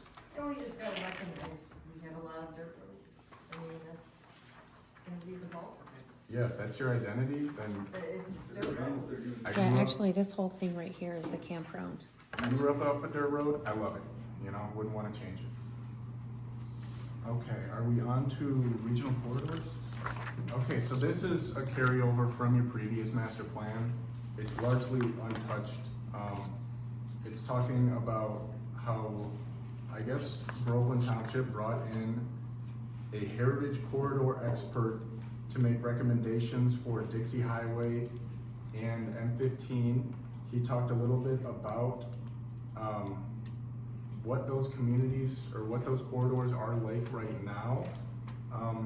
If you look at the second column on page 40, that's a list of what this heritage corridor expert recommended. Would you, you don't need to give me an answer right now, but these are things to consider. Do you think this reflects the township values right now, or do we wanna change this? Let's go through each one of those. Okay. So for Dixie Highway, the Can I recommendations. give you some information? Sure. This was a meeting that we had, open to the community, I don't know if you were aware, that people could come in, they had a list of questions, we, and the group would talk about it, and then group answers were put in. So it was from the community in 2017, and it wasn't just Bob or A the consultant. township or whatever. Mhm. And quite a few people attended. Did you all attend? Okay. Did anyone else attend? Okay. I didn't, obviously. But it was excellent, excellent. Input from the community. Great. Do we feel these still, Kaylin will go through them, but please consider, do these still reflect the values of Groveland Township? So we have the different water features are more noticeable. Is that of value still on Dixie? What does that mean? Yeah. So you What have, water features are you referring to? so there's Huron Lake that butts up near it, Buckle Lake, the one lake that's north, but that's, I don't think that one will count because it's too close to the ditching or the gravel mining operation. I don't think that lake makes a whole lot of sense. Then there's Threaded Creek. To be honest, that's a policy perspective that's really hard to do because it's completely commandeered by private property. And if you drive down 75 or up it, they have a lot of forest there. And so, The big bodies of water is at the park, mhm. the campsite, Right, and that's not. Runchuck Lake, and then Camp Tamarack. So, I mean, So that might be a policy, the real, because we want to make sure we're making a plan that makes sense now. Does that still make sense for us to prioritize? I'm seeing some no's. No. It's just not feasible. So next is to keep visitors for a longer day. So you have a lot of recreational points of interest. Somebody goes to Mount Holly to ski, but do you keep them here? Are there other things they can jump to? Do they go to Haunted Manor and then say, well, before we go to Haunted Manor that we want to go to at 1 a.m., is there something else for us to do in that meantime? I think being that it's owned privately and it's a lot of residential, I would say no. you can't, we can't force them to do that. But you can open a door to say, do you wanna see more recreational commercial on that corridor? Or that draws a hint, do you want hotel on Dixie Right, the Highway? whole point. I don't I want, don't want that. have to force our residents to do something. No. If we put something on a future land use map, or a zoning map, they have what they have, and I want them to have what they have the way they want, they've always had it. I like the fact, have them come And if- enjoy the activities at the Renaissance Festival or do whatever, and then go home. Yeah. And if we're gonna change anything with them, then each person needs to be notified one by one. Exactly. So it sounds like the general policy direction is we don't wanna see the commercialization, the extreme commercialization of Dixie. We would want to see that more pressure, incremental, and near where it currently is. And that all finds under the Dixie Byway. Therefore, are so close to I-75. Let them go and go. Yeah, you can Yeah. get there and back. Plus, we have the Very Dixie quick. overlay. There's a- That doesn't have the purpose I think you want, but that's a different policy problem. What was that? Nothing. Next, so the idea of keeping visitors for a longer day.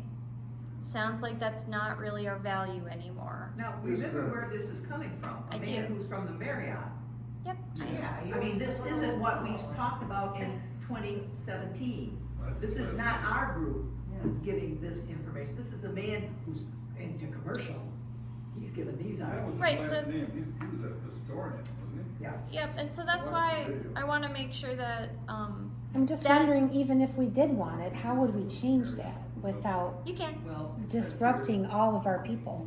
I mean, I think personally, with all the things that we are currently offering, Oh, if okay. we had some restaurants or something in that corridor in a way that helps keep people there longer, as opposed to them going north or south to go meet their, Meet their But needs. how So do do you- they have to go to Holly? So when I've gone to the Haunted Manor, I go to Holly for a restaurant, and then I went to the Haunted Manor. that's what I mean. Could it be a question of kind of vagueness with the goal? Maybe you wanna flesh it out a little bit Because more? I could read it as also meaning just billboards. Right. And so- say, hey, 7 miles this way is the, Other things you is could the do. Orderville pub, or, Mhm. you know, which no one knows if they're going to Right. Dixie. So maybe the idea of it is good, but it needs to be a little bit more zoned in. So we're okay with people spending more time here and having some recreational or things for people to A do. day. Yeah. And this says keep visitors for longer than a day, A which day. means hotel, and I'd say no. Thank you. Or the RV park, right? No, so I would say, you know, restaurants or something, or. So That's not fine, but longer maybe- than a day, but for a day. Cause otherwise, like Danielle said, that's just a lot of angst on. Alright, I got So it. you would never wanna see a hotel, like a Marriott or something, come to the corner of Dixie and Grange Hall? About I mean, Grange Hall I and would- Warren, Grange Hall and War, put a hotel there. I'm struggling with how we're just kind of, So we would change Negating it, these, well, like- we're gonna change the description then, if we're taking all the, but part of it is I wanna make sure I understand your policy preferences, and we morph it to that. and that's exactly where I was going, Caitlin. These are policy determinations. I feel like we're ill-equipped to just sit here in the moment and with the broad brush kind of strike these out categorically. I feel like there's more. it is a broad brush, Did you because it's a provide a community as a whole as what you want to see this We don't community have as. that. So we don't have that, but when we read this over, we're like, wow, this is a lot of like very detailed critiques. And I wanted to take them, and again, they did do the public engagement, and so I wanted to make sure I took a check to say, is that really where you want to see Dixie go? Because that's how your current plan is. So this is out of the plan.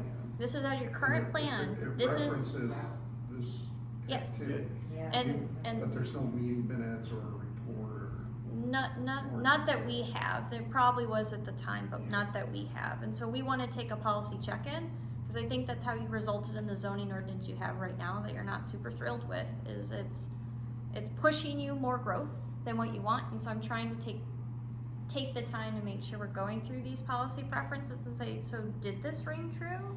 or no. And so that's why I wanna make sure we take the time to go through it. It's hard to tell what it was, cause Right. I agree on the lack of a hotel, but what if this bullet point is, let's keep the campgrounds full? Yeah, That are and already it's there, fine. or, you know, so. That's a good which thought. is it? I mean, just a note, you guys could get after me for this discussion. This is a master plan update, so I wanted to have this discussion with you guys. Like, this is from your old master plan, and I guess the idea of it is what we're talking about right now. Do you still want this as it is, or do we want to tweak it, or do we want to we could get rid of it and then focus on other things? Can we just get rid of it and start over? Cause I think without the full report of the analysis. But the thing is, it doesn't matter what the old board said. It doesn't, what it is today is this. Do you want to keep it as this? You are the new board.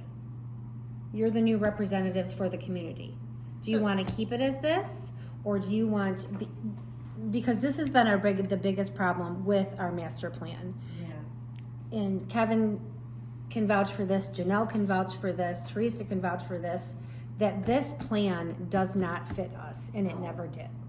I was not here when it got, or maybe I was, I don't remember. When did it get?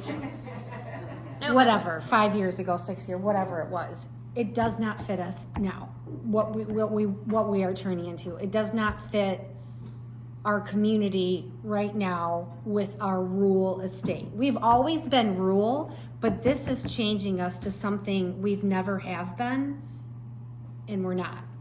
So I personally would like to go back to our rural roots Yeah. and stay there. So I'm gonna bring us back to the bullet points, just because there's a few of these specifically that I think are helpful for us to talk through. So one of the things is wayfinding. Wayfinding is a concept where you have signs posted throughout your community that help people navigate somewhere without a GPS. So you, Also kind of like your billboard concept, I'm pointing folks to. correct, how do I find somewhere to eat? You go that way. If you wanna find Ortonville, you gotta go this way. And so where's Holly? This way. And so it's one of those things about, and you can have it at different levels. So wayfinding's most popular from a pedestrian standpoint. If I'm standing in X park, how do I get to that park on my feet or on this trail?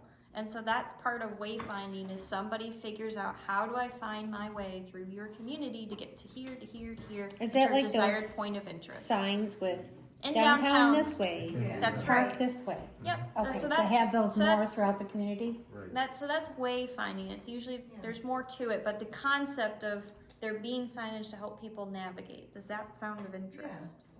Yeah, I drove by some, I have just some, this weekend, like, and they're kind of helpful when you're in a rural area, can't say the word that you don't know, just a kind of a large green street sign that says Chippewa Lake is this way.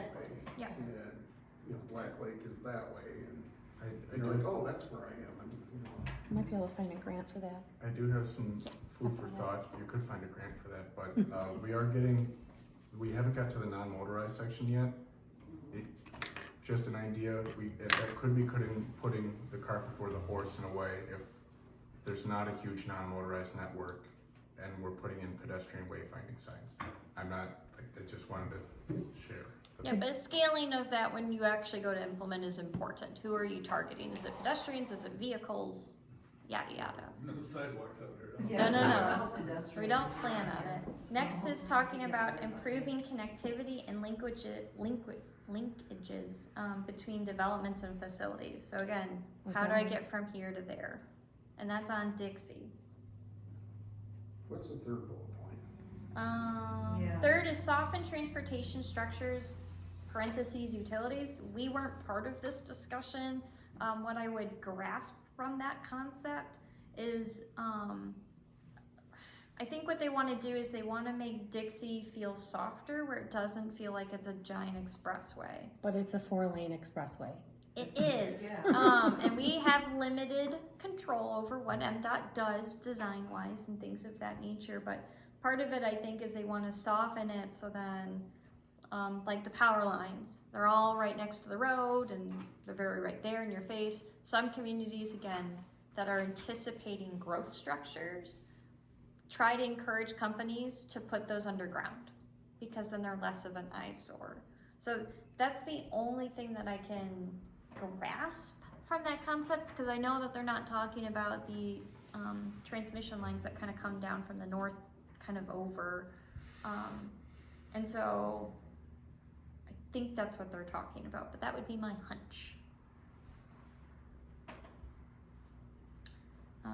The next one's talking about connections to nature, landscaping, water parks, points of interest, which is really similar to the previous point.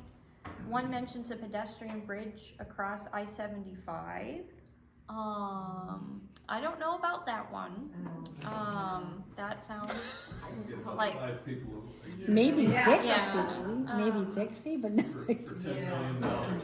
yeah. So I didn't want to strike it without everyone's consent in case I wasn't aware of an uprise, but that didn't. The other component is create a tree preservation ordinance. So We got a lot of trees. We need that either. so tree Who did preservation. this? That guy from New York, Yeah. Seriously, David was it? Marriott. So He walked. And I don't like, and I'll He tell was you, I've got developing walkways. I got firsthand experience It was weird. with tree preservation ordinances, and I'll tell you what. Basically, you have to go get permission to drop a tree, is what it boils down to the, and that's just ridiculous. Oh, that's crazy. Especially in an area like this, no. And So this many is trees. typically a Thousands of policy you put in a growth pressure situation where you're trying to hold on to something, not a rule to rule Yeah, attitude. It's not good. So one of the things we're gonna do based on this current discussion is we're gonna rework that paragraph. It's not gonna reference anymore the expert to the same extent. I don't wanna be misleading and say, oh yeah, this is his result when we're nixing 3 or 4 things from it. So I think what we'll reconfigure it to be is that when we look at this corridor and we think of things that we're interested in, these are things we're still interested in seeing on this corridor. Big picture, fluffy ideas, that's the goal. But that's where we're gonna see it rework. So this is the Dixie Highway. Is there gonna be 2 different, like, how is this gonna differ from the Dixie overlay? Significantly. Okay.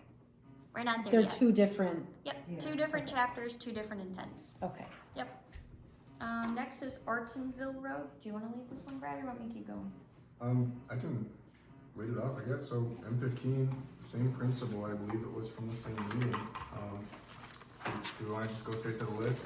Do we know Yeah. anything about M15? Yep, There is one sentence right before the list that I highlighted, saying most likely the future of this corridor will contain more businesses and light industrial development. I know the population projections are a mixed bag, but I do think it's important to consider how much growth do we really see happening in Groveland and places north of Groveland along M15. So, where are you reading that? Sorry. the second sentence above the bullet points. Next page. Oh, Where are we? okay, got it. So, first point, permit uses which rely on easy access and high visibility. Example. Hmm? Example. What is that? Yeah, I don't. What does that So mean part of it entirely? is that you're looking at tree clearage. So you wanna make sure that you're staying away from the road access, so you pull up at a corner or a driveway, you can see. The other part is, easy access is talking about number of driveways. So we're looking at not excessive, now granted, the backstep portion is, we don't control the driveways, that's a state road. And so, but some communities still put on policy preference as long as you don't exceed them and you play together in the playground, okay? You can still put some policy in place if you wanted to encourage something here and there. Don't we have about 1 mile of M15 that's Yeah, already? there's not a Yep, lot. there's not a whole lot of it there. And so as we go through these bullets, do we want any level of involvement of, again, policies regarding access drives, service drives, high visibility? Or do we just kind of want to say we encourage motor safety in coordination with our partners? I like that. And then I just have a question. Do we have Brandon Townships? Or maybe it's maybe also the village. Do we have Brandon Township's master plan for M15 as well? I'm sure it's on their website. Because the one thing that, and again, I know we're getting off track, but we only have a mile stretch, but the It'd be the assumption that village. that corridor is gonna be commercial and light industry industrial use, it'd be good to know What our neighbors what the are rest of doing. that corridor is and kind of make sure that we're aligning to, if it's, maybe it's multifamily units, I don't know, but It is the village use. is it village or? Yeah, that would be the Right. villages right there, and then the rest would be, I mean, beyond, Township South. beyond that would be the Okay. township, and then So moving maybe forward is good us. just to understand.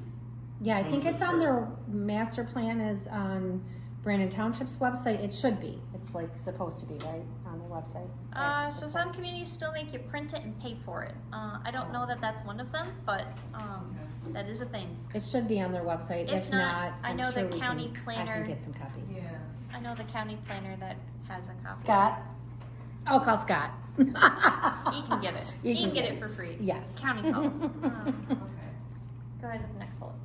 Update site and building design when more intense commercial uses allowed. So more intense typically means is better building facades, but also higher number of stories. That's when I read that, that's what it implies to me. So wouldn't this just go, I mean, this, as of right now, this would go under site plan standards and what we allow, right? Correct, so Yeah. master plan to zoning, we're kind of putting a policy preference on Ortonville. We'd wanna see pretty buildings like brick facades, things of that nature, but you're also looking at more intense commercial. So you're looking at potentially some two-story buildings, potentially you could see more car repair shops kind of thing, which they already have a dealership and stuff like that on the Ortonville corridor, but that's what you're looking at. I mean, Lynn, correct me if I'm wrong, but the original master plan was to avoid all that industrial look and to have the facade be prettier. Although, personally, I think the Dixie overlay is overzealous, but to not look like a cylinder block building Yeah. with nothing in front of it. So you wanna, oh, go And I ahead. think that kind of gets back to the, and I think that's fine, but I think it gets back to, at the end of the day, what do we wanna do with that 1 mile stretch? Do we want to keep it as commercial, like industrial like this hints? Or do we want to entertain multifamily structure? I don't know what the right answer is. I think that's why I'm hesitant of answering yes or no to any of these outside of that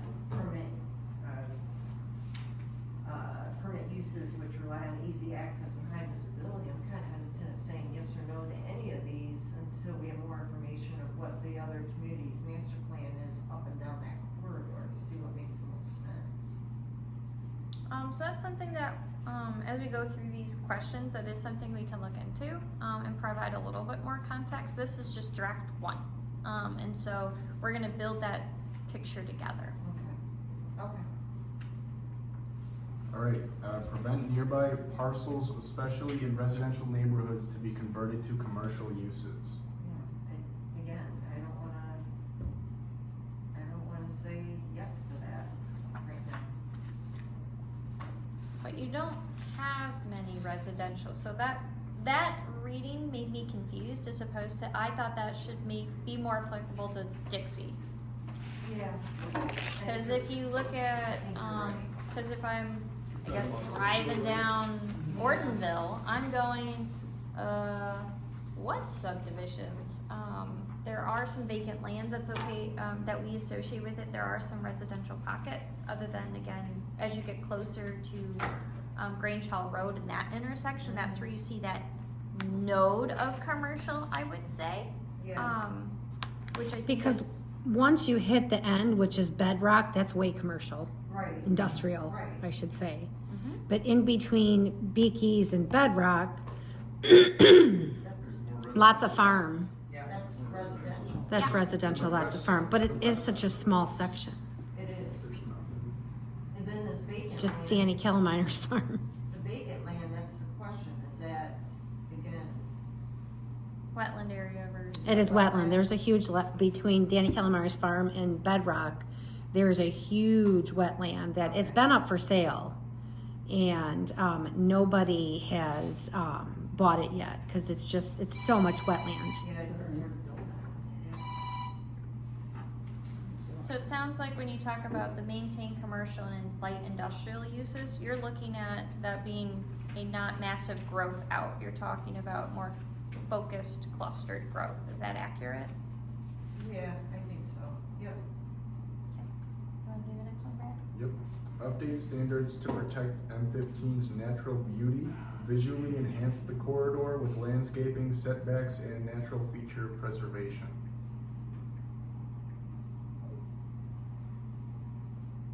M15's natural beauty.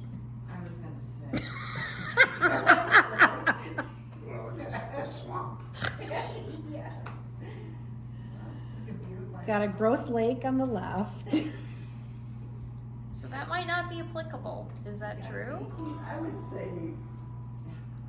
say not applicable, but that's up to everybody else. I mean, to update the standards to protect. It's a very specific fluffy idea Yeah. that's not similar to the other ones. It just doesn't make sense for that area. I don't know. Do we have no more? I don't think it's applicable personally. Yeah, I think you can drop that. I mean, to keep the natural elements, to not mess with them, take them down, or Reword it to say maintain the natural elements of M15. Something I mean, along those lines. I think that would be a whole big thing for the community as a whole to always maintain natural elements. Yep, as so that's a much- different value. Okay. If we're just looking Yeah. at the corridor and saying, what do we wanna do with it? I don't know that we're looking Let's at just- putting sidewalks and street trees there. Yeah, let's just strike that, I would. Alright, last one. All right. Due to the potential for a more diverse group of uses along M15, additional buffering requirements should be incorporated to ensure proper screening between any non-residential use and any residentially zoned areas. That would be part of our zone. That's, yeah. So this That's in play policy now. is encouraging more growth. And that doesn't sound like what we just talked about. We want it clustered to those areas and slow if Right. it needs to happen. Okay. But you're gonna have borders, right? So in those areas where, We already have green belt buffer requirements between Yeah. residential and non-residential. I don't know that you want a policy perspective that's super unique to this area. That No. seems a little bit, it shouldn't be flagged out separate. yeah. Yep. Okay, last section. Okay, so non-motorized transportation, going along with the high number of local and private roads in Groveland Township, a lot of them are very narrow, unpaved roads with maybe a ditch or just trees along them. There are not a lot of non-motorized facilities in Groveland Township. Most of the facilities that are within Groveland Township are in the state parks or the conservation areas. Caitlin, you have these placeholders. Do Yep, you wanna so, elaborate on that? one of the things that I know about your current zoning ordinance and your previous master plan is it really emphasized this is like a new goal standards. As the community develops, these are what we wanna see. And so I, deleted that text and then put in placeholders that said, to our scale, what does that actually look like? So for some communities, when a neighborhood comes along, they would like to see sidewalks in them. So I guess my policy question for you as a rural community, is that actually something you're interested in?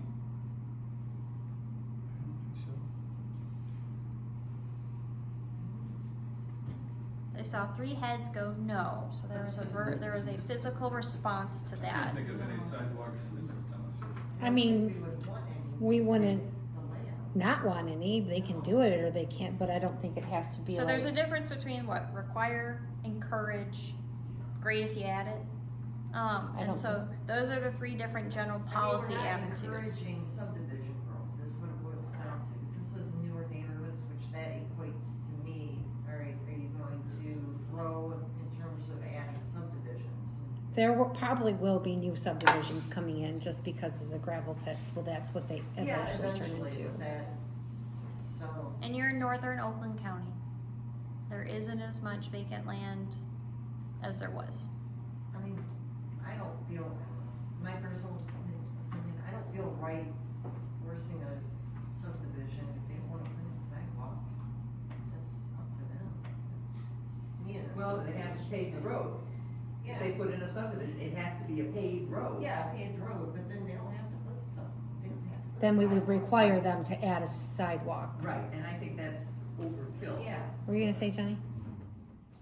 If they've got a paved road, you can walk on the road. yeah, I mean, Subdivision. that's up to them as an association, if they wanna put their sidewalk in, whatever. Actually, it's up to the developer Yeah. Yeah, Mhm. there you and go. our rules. And I still say no. Okay, perfect. Yeah. I'm glad I deleted the paragraph and put a placeholder. Yep. And so the second component is this idea of links and destinations. So the map we included in there also is included in your previous plan. They haven't updated the county plan with this, but part of the idea is having points of destination and linkages. With you being a heavy recreational community, part of that is if I'm biking and I would like to go from the state park to Holly Mountain so then I can go up there and bike there. Is there a way for me to do that? Are we going back to page 40 here? 40 and, oh no, it's 42 and 41. And so, part of the question becomes is what level desirability do we have to connect some of these points of interest to each other? The other thing is with the senior population is they need somewhere safe. One of the arguments is if you make it the easiest for one, it makes it easier for all. So if an elderly person is needing somewhere to walk, somebody with a newborn child also needs somewhere to walk that they can walk, push a stroller. And so part of that question becomes is can you make a loop? So somebody knows I can walk around this. A lot of senior groups already know, well, we can go to the high school. We can walk around the loop. We can go to Holly's Park, which is out of your community, get your recreational with the senior groups through the library or whatever the case is. So you have some of that, just not directly in your community. So my check-in point is saying, are we okay with that? Because you get that community interest from a grander scheme, not just in our own little bubble as Groveland Township. So I don't understand this, okay, so we wanna put a walking trail or a bike trail From where to where though? Well, So I've well, seen if a we lot just- of, But I guess my question is, so putting that in the plan means what? That means kind of gotta buy me one the minute we put in the plan, or, I mean, what's the point of putting it in the plan, I guess? What does it do? sure, so one of the things is before anything can happen is you have to acknowledge you want it to happen, right? And so that's part of this discussion is if you want something, you should do that. I know when I've driven through Groveland to the township hall, I see a lot of people on their bikes. There is no safe way to bike on Grange Hall Road No, there. There's no shoulder. But I've seen at least 6 different occasions where I've seen somebody and biking from here to there. For as busy as that road is, there's a lot of people walking and biking it. Okay, so I put in the plan, I want a non-motorized route along Grange Hall. Mhm. What does that mean that's in the master plan? Right. So part of the second step is you, and for us as a township, it's working with our partners. It's making sure when Oakland County updates their trail map, we go, well, we already talked about this in our community. This is where we local plug in. Please put this also in your plan. They can also look for grants and things of that. So part of the second part is once you put in your plan, you can point to it. Institutionally, you can point it to your other partners and hypothetically work together to eventually come to a solution. From a master standpoint, we try to be more fluffy with our concepts as opposed to very specific because it's a 20-year vision. We might see incremental development happen along Grange Hall Road, or it becomes something that developers, if they were to come to the community, say, hey, we're willing to put a sidewalk on this 100 feet of our frontage, and then the next person does, and the next person does. But it really goes back to, you have to acknowledge you would like it, And then you can come up with a strategy to say, either with partners or if it's just a distant dream, these are things we want to do. So it's not as actionable sometimes, but it's at least a starting point to not lose that desire. What is it? Jeff, What is it? What are you referring to? I just have this nebulous concept in my head. What is it? Well, and that's why I guess I put that I would want to do a public engagement component. So we do have that in-person one that we're planning to do. And so I do want to have that conversation for destination and linkage to say, where does the community identify you would like to go? And then we can figure out the how do you get there. Some places it might be the question of you need to be able to get in your car and drive there. And then we go, well, maybe we need a wayfinding sign there. So people know I can drive 2 miles this way and do X. Jim, can you help on this? yeah, I wanna go back a second. So Lynn and I were on the planning commission where this gentleman came in. He was engaged by the county, not by the township.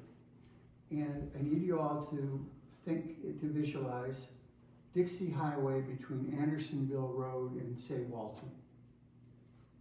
Highly populated, very dense. One of the points that Planning Commission stressed at the time was we didn't want to see that anywhere in our township. Multiple curb cuts, multiple buildings of differential architecture and differential state of repair. We didn't want to see, I'm being subjective. Somebody help me out with a euphemism here. We didn't want to see that level of decay or worse.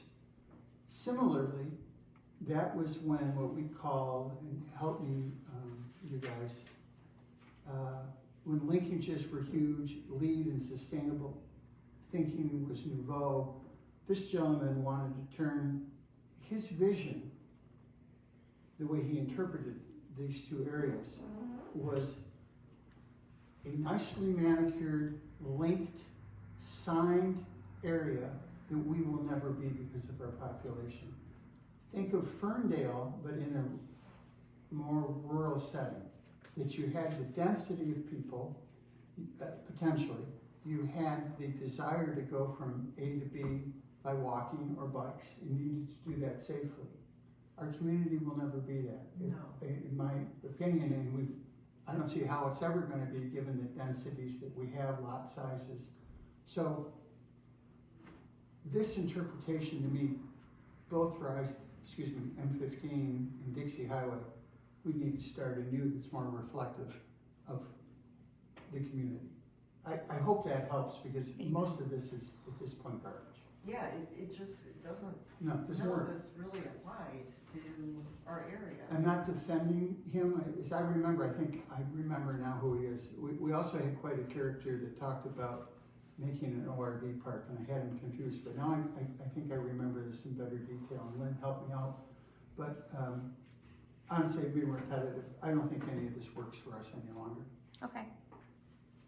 So I said that to try to clarify. Please chime in, you guys.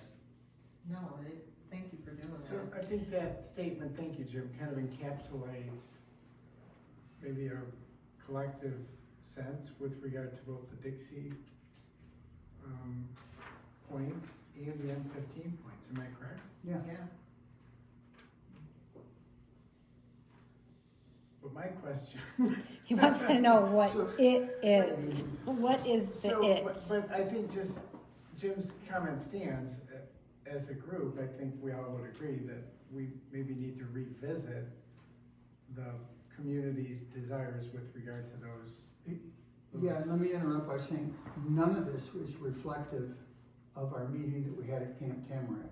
None of this. I was gonna say, where's the output from that? It was a long, long scroll that I Yeah. think lives in here somewhere. Because that's what we need to resurrect, is pull that out and then maybe Oh, even have And another. it's We're gonna summarized, have- and we're- it's summarized. We're gonna have a community event, and that's part of our, I guess, our boilerplate discussion, after we go over the transportation, is what do we wanna engage the community on? And specifically, those 2 corridors were on my hit list to talk about that growth pressure, because right now, I don't think how the plan articulates it now is you want it from front to end commercialized and dense and sidewalks and beautiful, and that's not what you want anymore. I don't know if that ever was what you wanted. And so part of that exercise would be is we're going to re-engage that conversation of those corridors and actually talk about, so what level of commercial makes sense in this stretch, and where does that start and stop? Because that's where we get to the really policy junky stuff, where it's future land use, commercial goes here to here. You can make policy language to say, we're not expanding the commercial corridor unless you're adjacent to other commercial. That slows it. Yeah. As opposed to right now, it's the whole thing. Yeah. And so, but I want to take that snapshot of our public now to say, we're going to talk about those two corridors. I think that's something that we really need to vet out. And that's part of, I guess, why I said, I want to do public engagement. If do you really want to do links and nodes? And I guess for me, I would think, what mode of transportation? Because it's okay to say you can need a car. Yeah. In a traditional planner sense from Ann Arbor, no, it's all walkability. We are not that community. And so it goes back to that wayfinding to clarify, you can go this way. But if Grange Hall Road has several people that bike there, is there maybe a way that we can indicate to somebody to say, this could be safer? We know our community and we would like this to be safer.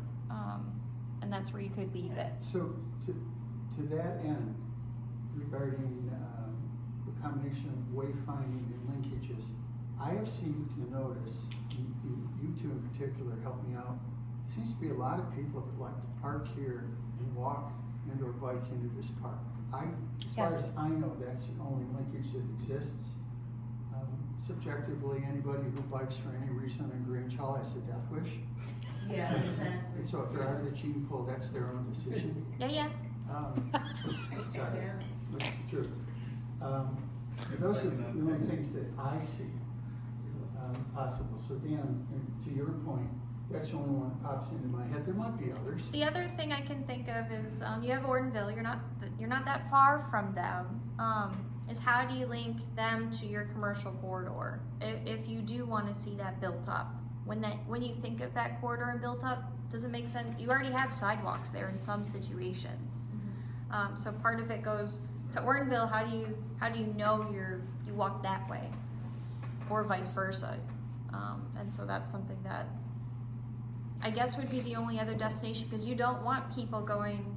The seasons are off as far as Renaissance Festival and the Haunted Manor, and those are different types of recreational. That if you really wanted to see that commercially built up, you could entertain that idea and really encourage that, but I don't think we're really getting to that. Yeah. So that's why it's a placeholder, because I wanted to have somewhat of a conversation, and then we're gonna potentially revisit what level makes sense. But I think right now it's more of it's community navigation, making sure people know you can go to having a wayfinding sign so that you can go to the Holly ORV park, or you can go here from the township park, or something like that. So I think that's more the rural approach to wayfinding and places and destinations than what's traditionally been done. So this is just you weeding out some things, getting a feel for That's things. right. Because I hate Jeff, to. we don't have to motion on this tonight. I see you look very I just- concerned. I just wanted clarification, like, what do you mean by destinations and links? Like, what does that even mean? So What's that it's the idea that one of the things I like to go to is your township park. Well, how do I get there? So- For most people, it's you want to be able to drive there. But some people would, again, this is a more applicable concept to urbanized areas, where you say, well, I want to be able to go from the township park to the state park, because there's two different bike paths that I want to go to safely. Right, and that makes sense, to connect our various trails. Do you want to do that? Do you want to connect I would various think trails? Absolutely, if we're a recreational community and that's part of what people enjoy. How would want to we get go them from about one trail network to the next safely? So Connecting trails on DNR property. Right. So there's the whole, so you if you want something, you have to state it first. And then the other thing is, as far as implementation, So this plan is some legal document that if Lansing comes up with grants for bike trails, and you show up and ask for some, but then they read your plan, go, it looks like you never wanted them, so you don't get it, is that? that's part of the equation, yes, So the master plan is well, look, we decided this years ago, we always wanted one of these, so if you're handing it out, please. But then what does it do for what does it drive downstream? Now if somebody, let's just use Grange Hall again, we want a bike path along Grange Hall. We put that in there in case the state ever comes up with something for that. But now, it's in your plan, now if somebody wants to put something on Grange Hall, because it's in our plan, do we have to say, no, there's 30-foot easement for the bike trail we want as part of our dream in the plan, and we gotta put that in the zoning then? That you can't touch that property because it's one of our wishes? sure, so that's the biggest difference is master plans are wishes, zoning ordinances are rules and regulation. But do the zoning ordinances have to protect for the wishes? What does that drive? You that plan? choose as the township, when does that wish become a reality? So for some of my communities, you maybe say, I want this to eventually all become commercial. Or you essentially want a bike path here, or a sidewalks here, and you would like that to be there, but then maybe you'd say, you know what, we're just not ready to commit to putting sidewalks in our zoning ordinance as a requirement yet. And you wait 5 more years, and you do your master plan update, and then you do your zoning ordinance update. And then you say, you know what, 6 years, 10 years later, now we do want that sidewalks in there, we're gonna make it a policy now. So there's not a clear answer for when is it right, other than the planning commission saying, we're gonna draft a rule now and require it, or coordinating with your partners when funding does become available, or they redo it with NDOT, or things of that nature. So is that saying that if we put stuff like this in our master plan, it has to coincide with our future land use map? We're building to your future land use map, but we're purposely not talking a whole lot about it. But what would be What would be that's the plan? big thing is our future land use map. Yep, so we're just not at that chapter yet. Okay. So when we get to that chapter, we'll talk about what each classification means, and then we go to the map and we say, generally, this is where we want it. Generally, this is where we want it. So you would reflect it there. Correct. So this is building towards that discussion. But this is if we want it, this discussion is, do you want it or not? Yes, I'm trying to gauge. So I think we need a little bit more. Or do you work the other way? It You sounds draw purely a- like an enhancement of that aspect of our community. It's not a commitment, it's a future vision to possibly someday enhance our system of trails. We would For example. like to see it. Correct. Yeah, People ever draw this first and then make the verbiage match what their future use, the future, not existing. Right. How do people normally do it? To me, the way my mind works, I would do this first. Here's what the future of the map looks like. Then I'll make the verbiage and the plan match this new map. We do a little bit of both. And so I'm not quite there in my firm recommendations for when we get to that point in our plan. More likely than not, we'd have that discussion together. I'm probably going to tease the future land use map before you see the write-up though, correct? Because it's easier to visualize what we're talking about prior to putting it all together. So one of the big policy questions is going to be, are we keeping our ag zoning district and our residential zoning district? Lot sizes are essentially the same. There's not a whole lot of differences in those, but I don't want to get too far ahead of us on a policy discussion on that. We're just not there yet in our plan development. But I think getting back to like the destinations and the linkages, I think what we have to figure, or at least my personal opinion, we have to figure out first is kind of at Jeff's point, what are the destinations? And then based on that, are there certain ways that we want to establish linkages? And you do that via map, right? So you lay out everything, all the different recreation areas, things of that nature. the main corridors like Range Hall and all that, but you lay everything out on the map, and then we go through and assess that to say, okay, do we think we need linkages, whether it's a bike path, walk path, or whatever, from point A to point B to point C? Okay, we do wanna do this, does it look like it's feasible, you know? Forget about it being a dream, but are we gonna be cutting into private property, are we gonna be doing, so evaluating all of that before we make a decision on whether or not to pursue that as a dream in the master plan, I would think. I mean, recreationally, you got plenty of rec land to do it, but within that rec land is hunting land. Right, and that's the thing that you have to be cognizant of, that's why I'm saying, I don't wanna say yes to destination linkages until we fully vet it out to say, all right, what's our destinations? And let's sit down and see where the viable linkages are, if it's possible, before we say yes or no. Can this be, yeah, that's one of our thoughts. So this We is like that. the placeholder based on public input. That's Okay. my comment. Yeah. As I want public input before I bake out the rest of this idea. Gotcha. If it helps, I did already make another map for you guys showing rec land and trails within that rec land, so you could use that in the future. That's a good, yeah, that could be useful. So I'm trying. this is a building discussion, that we are aware of where we're going, and we're trying to lead you along it. Yes.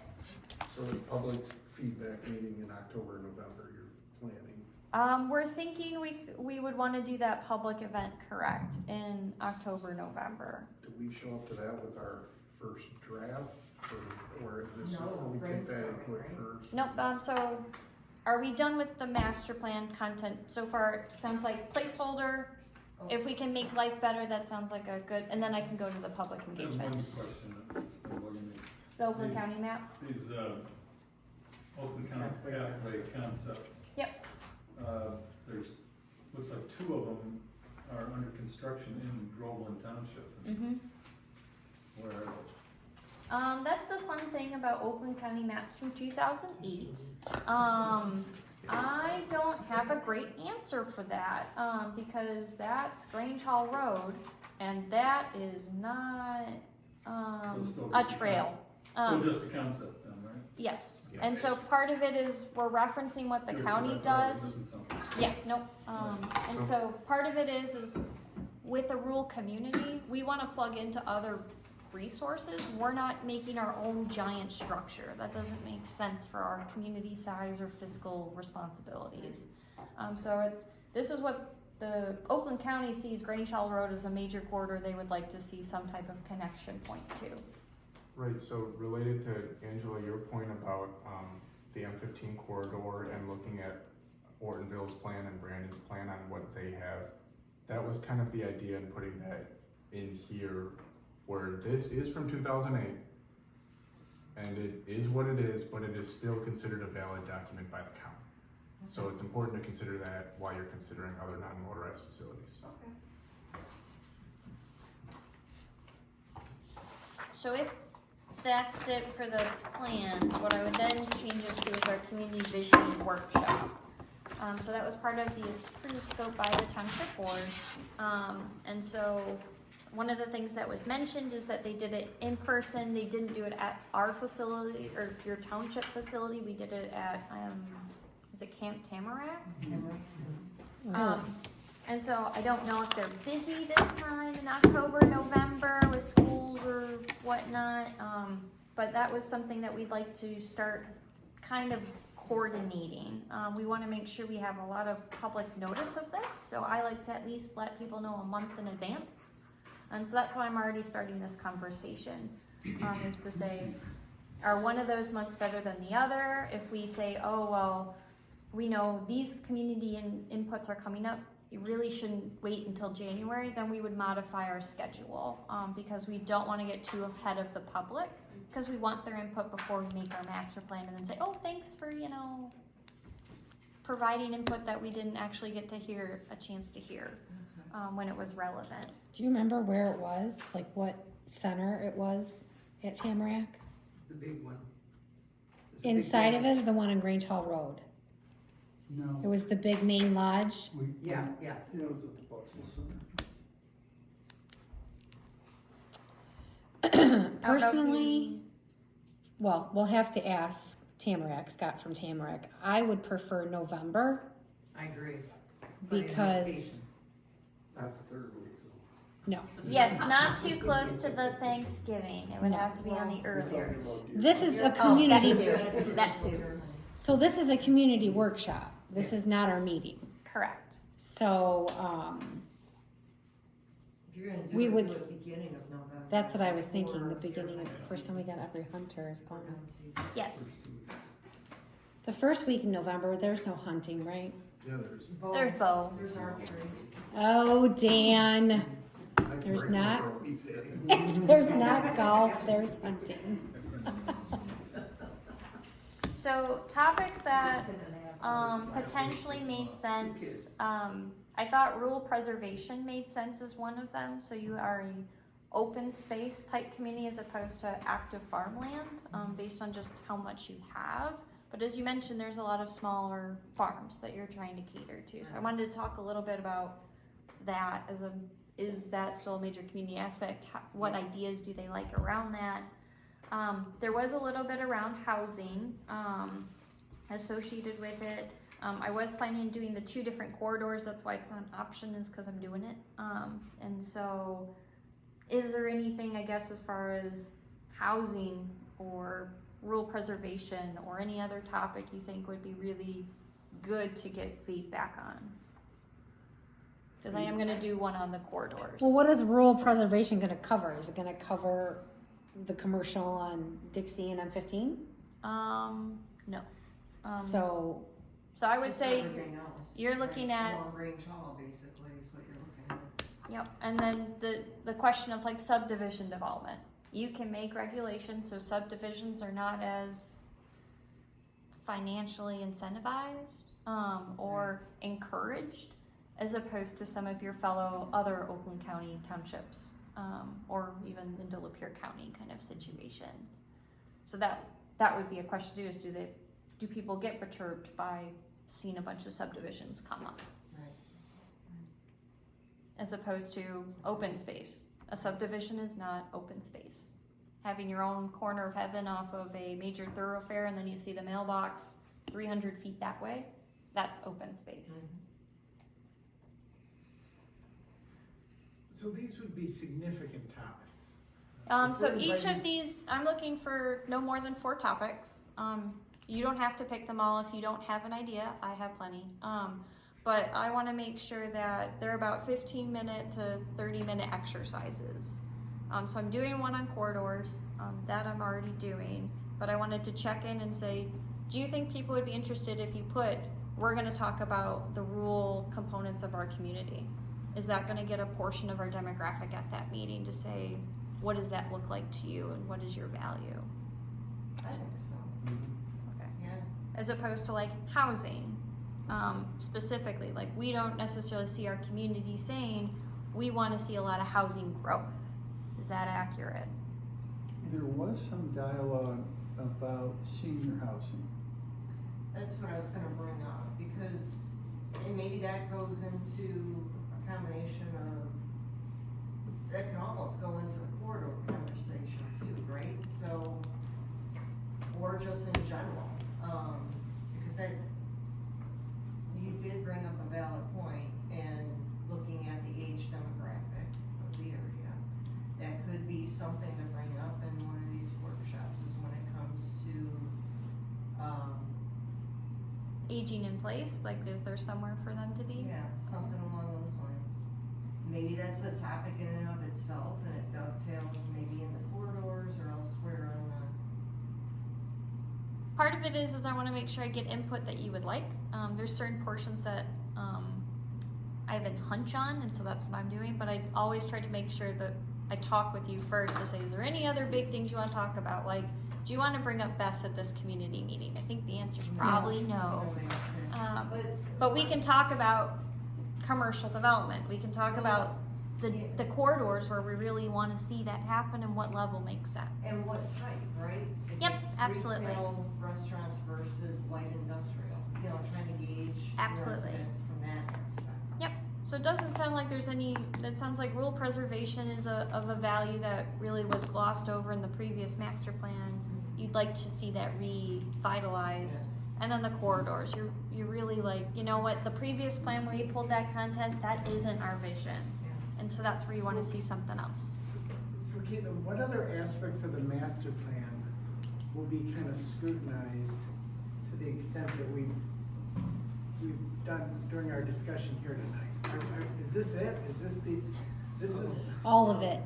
So, will we be prepared to entertain? So you are community- not expected to do anything at that meeting except show up and provide your opinion.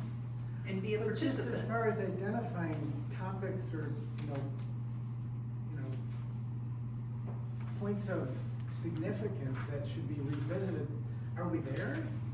I mean, I feel like we're just kind of grasping at straws when, you know, obviously corridors, the demographics, housing, these are all things that were kind of drawn out of our discussion tonight, but are there others? There could be, And- this may not be the only public workshop either. How I envision it, this could be the first of many, or a first of maybe a handful. To me, I see this first workshop as like a public brainstorming session with high-level topics that we brought forward today. This may not necessarily be the be-all, end-all, but it could be the first start, and then we may end up. Yep, so that's why this event's planned for like October, November. We're gonna have another meeting before then, which Is is there when anything- we're gonna go through the majority of other base content. And can I ask, since Kevin's here, are there things that the board has expressed a desire to kind of have community discussion about when we're I think envisioning- farm animals is up there. I mean, I'm just looking for topics of the highest relevance, right? To get the highest return on investment here, we don't want to be discussing topics that are really very little relevance to the future. Correct. I don't know, But I just, think these are broad enough topics where I think you can get a broad brush perspective, feel What were for the public's view is. I've never been through this process. And So- that's where I was gonna say, It's I very will, kind of, I don't know. So there's gonna be 4 main topics, 15 minutes each topic, right? 15 to 30, again, so, I'm What are the orchestrating, I'm gonna orchestrate this discussion. You don't, I orchestrate the discussions, and so what I'm just checking is that there's not a burning passion that I'm just not aware of. So what were your 4 ones that you thought we should be talking Yeah. about? So I Knowing think, what you know about us now. so there's rural preservation I thought was important, especially when we talk about animals. The 2 corridors, probably a little bit of housing / aging in place. Yes. Those are kind of the 3 I think we can have a very real discussion on getting some priorities in place. Caitlin, I'm gonna go to hell for not remembering who Ben worked for, but I assume there's some, Beckett and Rader. I knew that, it was just testing. I'm assuming there's some camaraderie, if Danielle can't easily find it here. Is it appropriate for either you or somebody here to call Beckett and Rader and ask, hey, we're looking for the results of a meeting we had? Surely they have them. Oh, I don't know what level they were involved in the 2017. Whenever they. 'Cause the they weren't facilitating that discussion, so, Our community meeting was facilitated. yes, the community meeting Yeah, that's what was. I'm looking for. If that output would be Uh-oh. helpful to answer your question. It's either- If there's minutes on it, we will have it. All minutes are Okay. saved. Right. And all of them are either scanned or on Great. documents on I think that demand. would really help you. Sure. So this community meeting, do we know when it was? Nope. 2017? Help me. Tellerico is still there, right? Well, Tallarico's been here since 2020. That's soon. No. In- No, he's been there longer. Since, Oh, 2020 was oh. his, was when he Ending. passed, yeah. Um, Yeah, he's been here for a long time. a long time. Yeah, Oh, wow. Bob remembers. Yeah, I can call The date Bob. right here is I know his number. August You want me to give it to 3rd, you? 2017. No, I have it. August 3rd of 2017 was when they had the, But I think the Marriott is separate from your public engagement. right. It is, Yes. was. So when was the community meeting? It would have been before then. Well, it would have been part of this master plan, the last 5-year master plan update. So we had one in 2020. But so I don't- 2007, I would think so, because as far as I know. or 2021. Because Telerico facilitated it, whatever it was. 2021 master plan. Yep, so it was before 2021, probably 2022, or 2020, sorry. Well, it would have been 2020, because that would have been COVID, and I don't think anyone was meeting unless it's virtually, right? Unless it was 10 years ago. 2019, and I had to read through all that stuff to prepare. I don't know that we had a master plan ever. I think if we've had a master plan besides starting in 2017, it started creating one. Actually, no, I lied. There's plenty. Never mind. But either Strikes way, part of it is making sure we take a snapshot of where you are now and making sure the community that's here now, we're taking the time to check in and say, what do you need? And so that's part of this community conversation. When I talked through the proposal with the township board, they were open to the idea of doing another open house, which is a different type of format. But we wanted to see how the community event went first. Do we have any lingering public engagement kind of questions? And then we could reapproach the township board. That's where we kind of left that proposal standpoint. But I feel good on the feedback tonight, that we will have a good discussion at that community event. I encourage everyone to attend that event, but you are expected to literally do nothing other than sit there and give your opinion to your small group. So we're targeting potentially maybe first week of November. Early November. Again, we're gonna advertise, try to advertise at least a month out. That's why I'm starting the conversation now in August, so we know more or less a firm date in September. And we can, if it needs to be moved into late October, then we can adjust to make sure we're still noticing it accordingly. Okay, so do you have what you need? I do. So our next meeting, hypothetically in September, we would go through natural resources, resource inventory, and then potentially go through goals and objectives. Not totally sure if we're gonna put that on the docket, just depends how long the meeting is. But based on what our other items under 12 are, we may not talk about the master plan in September. So, I will keep you abridged. The mining, Oh, I don't think we're there yet. Are we done? We gotta do. oh, I'm sorry. That's I okay. was looking at the September 15th. Yeah, I was just gonna say, Yep, did so you just tiptoe through, agenda item 12? Yeah. that's I officially said, wait a minute, we gotta get there. Okay, Sorry. there we go. Okay, so that concludes then Master plan. item 9A, master plan discussion for tonight. Yes, it does. Okay, so now we can move to item 12, which would be administration reports. Caitlin, would that be correct? We're looking at our agenda for September 15th. Yes. Mining is not going to be on there. I thought Keith Engineering was going to have their stuff ready in time, but he is having issues with their programming versus Levy's programming and getting it and something or other. I wanted to change the mining ordinance, which Caitlin and I have been working on.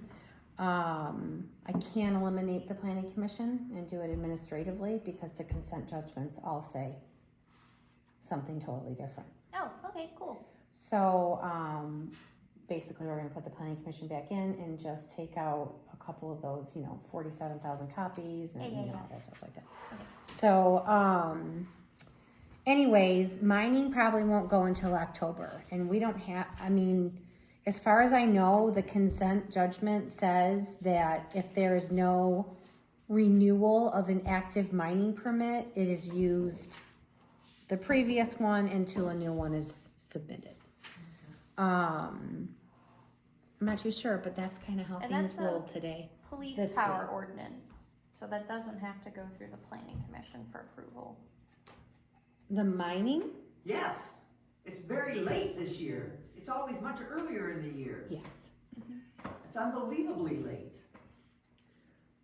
But that's in the,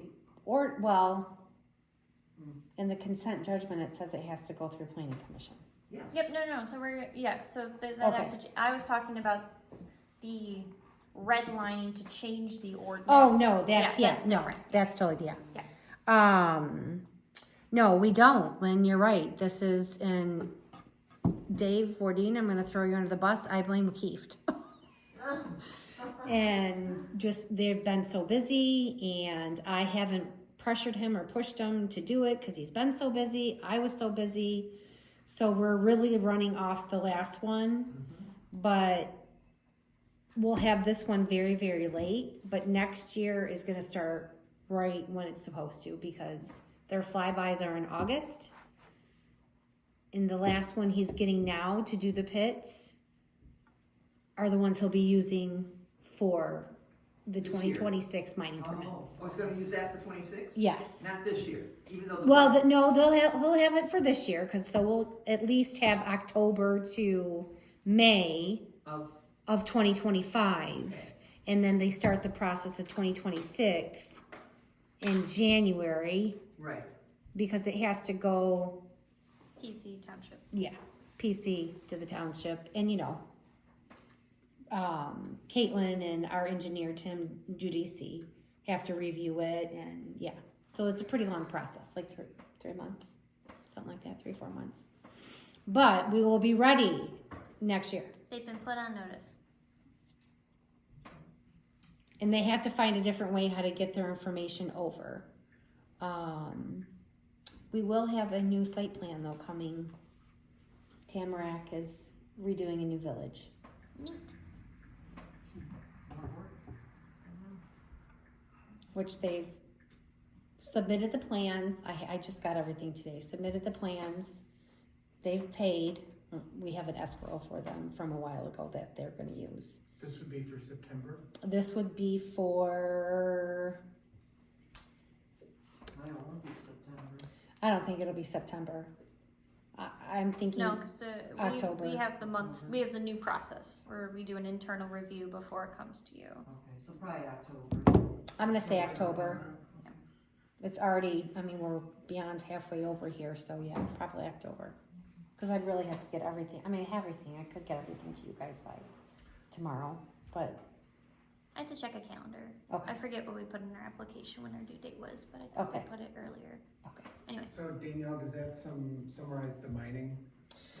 Yes, that summarizes the mining, the master plan we already talked about. I added Tamarack in there, cause I just got it today.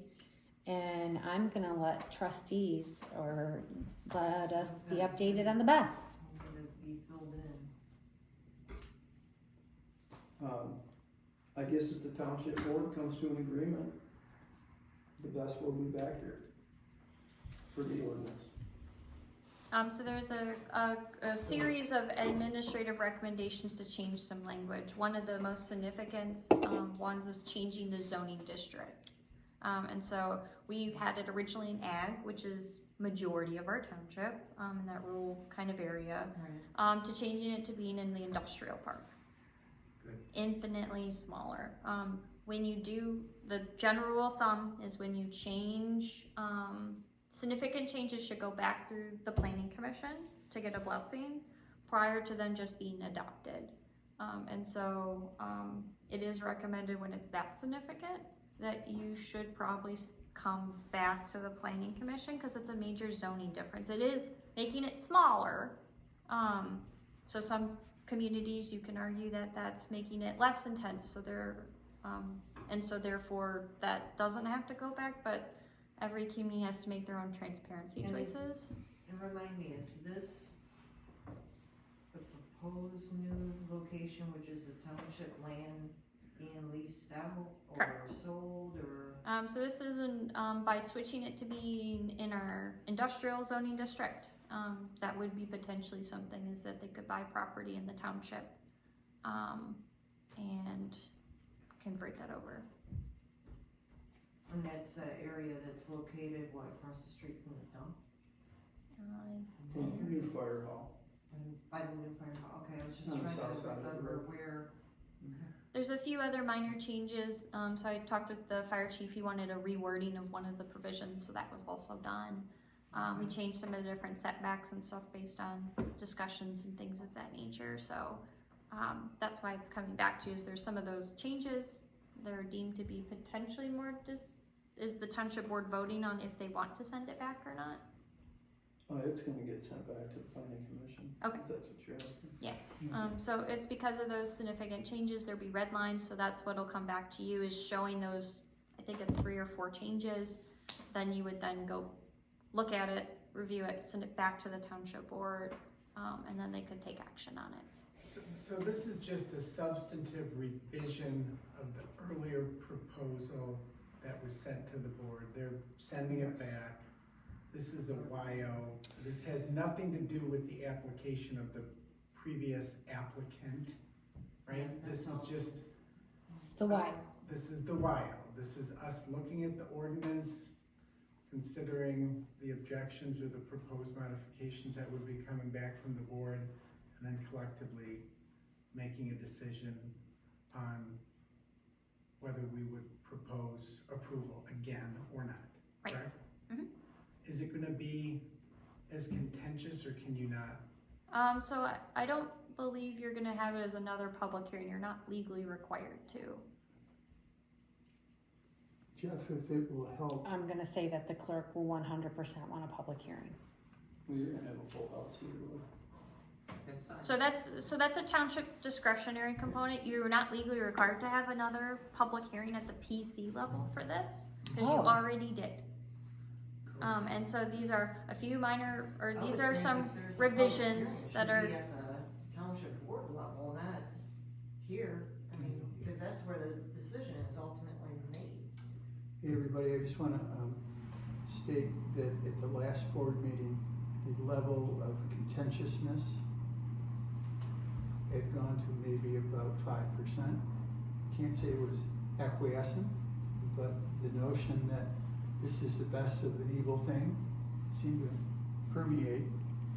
And I don't know exactly how many people will come up, but I doubt it will be pitchforks like the last ones. Danielle, do you have something to add?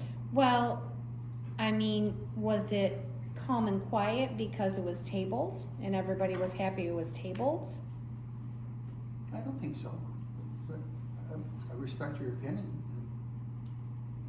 That's just kind of the feeling I got, that everybody's like, okay, it's tabled for now, we won't pounce on you guys. But there were good, great questions. So my question is did the people, the best people change their mind about the 40 acres and were interested in our property?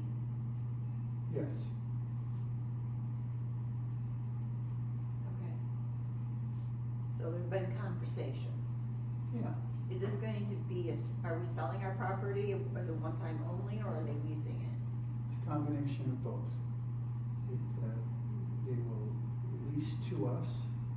Part of the property needs to be sold to a utility once all the paperwork is done.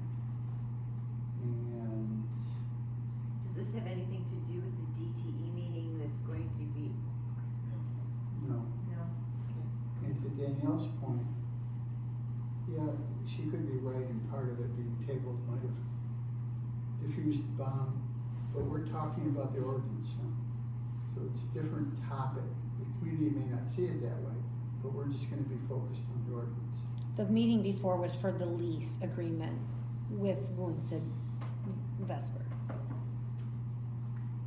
The meeting before what level? The- Before So, the township board? yes, the last meeting the township board had, was that a special meeting? Yes. They had said to table it because the lease documents kind of came in the 11th hour, and a lot of the board members did not have time to read it the way they wanted to read it. So I know that they've been, going over it, on themselves, and it's gonna be put on the next township meeting, No, I think there's probably gonna be another special meeting. on another special meeting. But when you guys get it, the lease is gonna have nothing to do with what you guys have to, and it shouldn't be part of your decision. because we're making an ordinance that applies to all of them at the township level. So that's when I mentioned where we allow it, that's a big shift. We're going from everywhere to very specific areas. And so that's, and then we'll redline over the three other 4 changes. There was a setback change that's proposed. I know that there's a minor fire component associated with it, but it's to be transparent, that we wanna make sure everyone's on the same page policy-wise. Okay, So we're just comparing their plan to the ordinance. No, we don't have their plan. We're not there yet. You're just approving the ordinance. That you feel what ordinance that you're going to approve or deny. We're establishing rules for the use, and then we're gonna wait to see when they're ready to get a site plan to then apply the rules. So the last activity on this committee was something different. No, we were still making the rules, but I think that's where I guess the intertwined is the public perception. It's the same thing. It is not the same thing. We were Vesper was part of our conversation as an advocate, but they did not draft our ordinance for us. We did that as a community, and we are making modifications because we think it makes sense for our community, and that's the attitude. and some So- of the, go ahead, John, I'm sorry. That's me. Oh, I didn't say. Oh, it wasn't me.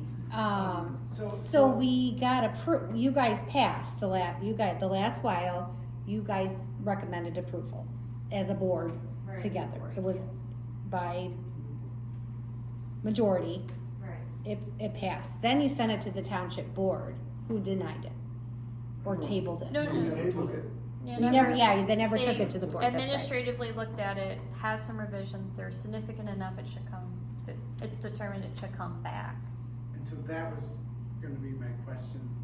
Will the revisions, proposed revisions be carefully delineated? They will be specified as They to will what be in we will colored focus our font. attention on. Yep. Okay. We're not rehashing everything, Okay. we're going to the 3 or 4 changes, do we bless these? Okay. Hypothetically, a short meeting. Okay. Look forward to it. There we go. So that's it for the best while.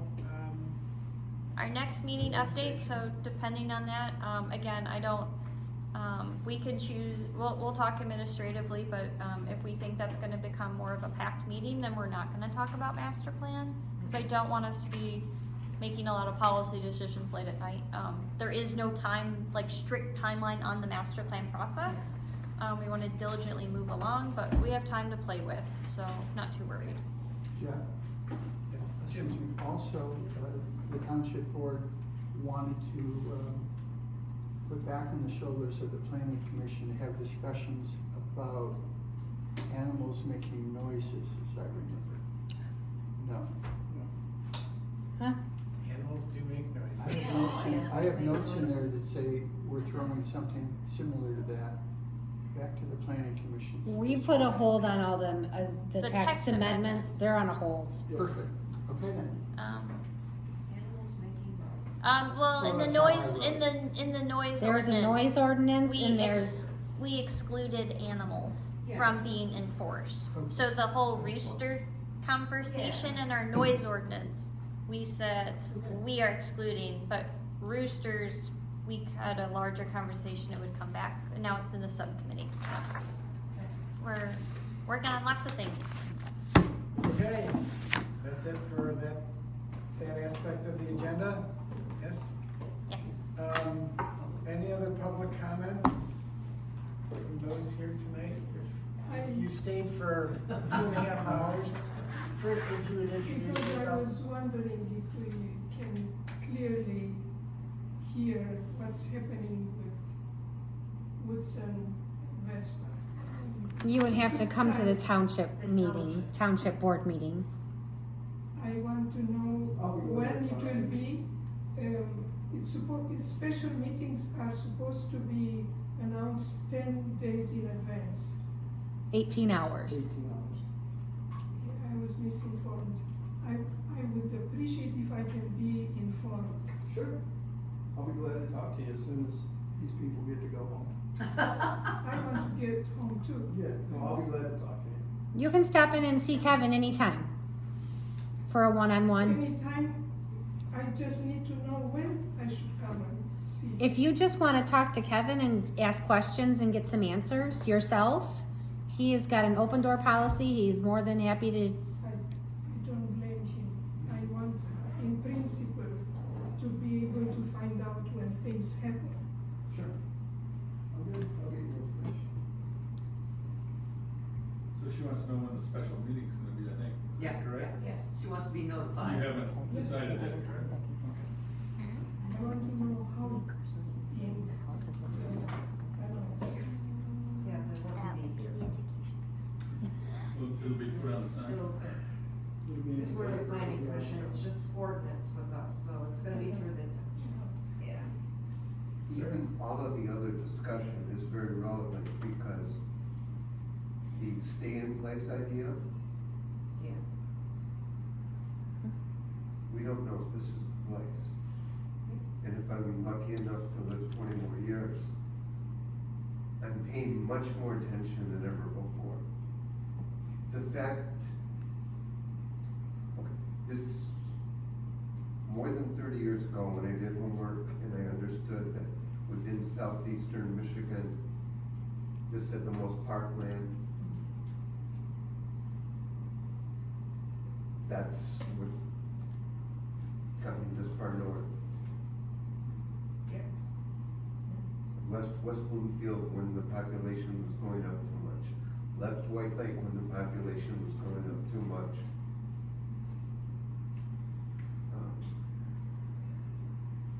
No, and that's good feedback, because it's Well, one yeah. thing we were hitting on. So the process is moving forward, like our supervisor's here tonight, as Danielle said, he's got an open door policy. There will be a special hearing at the board level, this is the planning commission. We make recommendations, we do not do board level approvals, that's Kevin and our township board. I guess when the special meeting is scheduled, that will be publicly announced. Sounds like if you have any inquiries about that, you can contact Kevin directly. Do you have any other comments for the meeting tonight? We can go home. Then at this, I would just ask, anyone else have anything before I entertain a motion to adjourn? I make a motion, we adjourn. A second. All in favor? Yay, aye. Any opposed? Dankeschön. Where you go, Mike?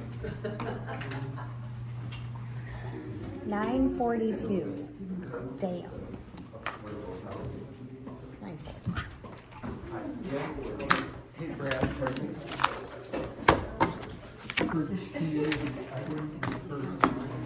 Yeah, well, the old Joe.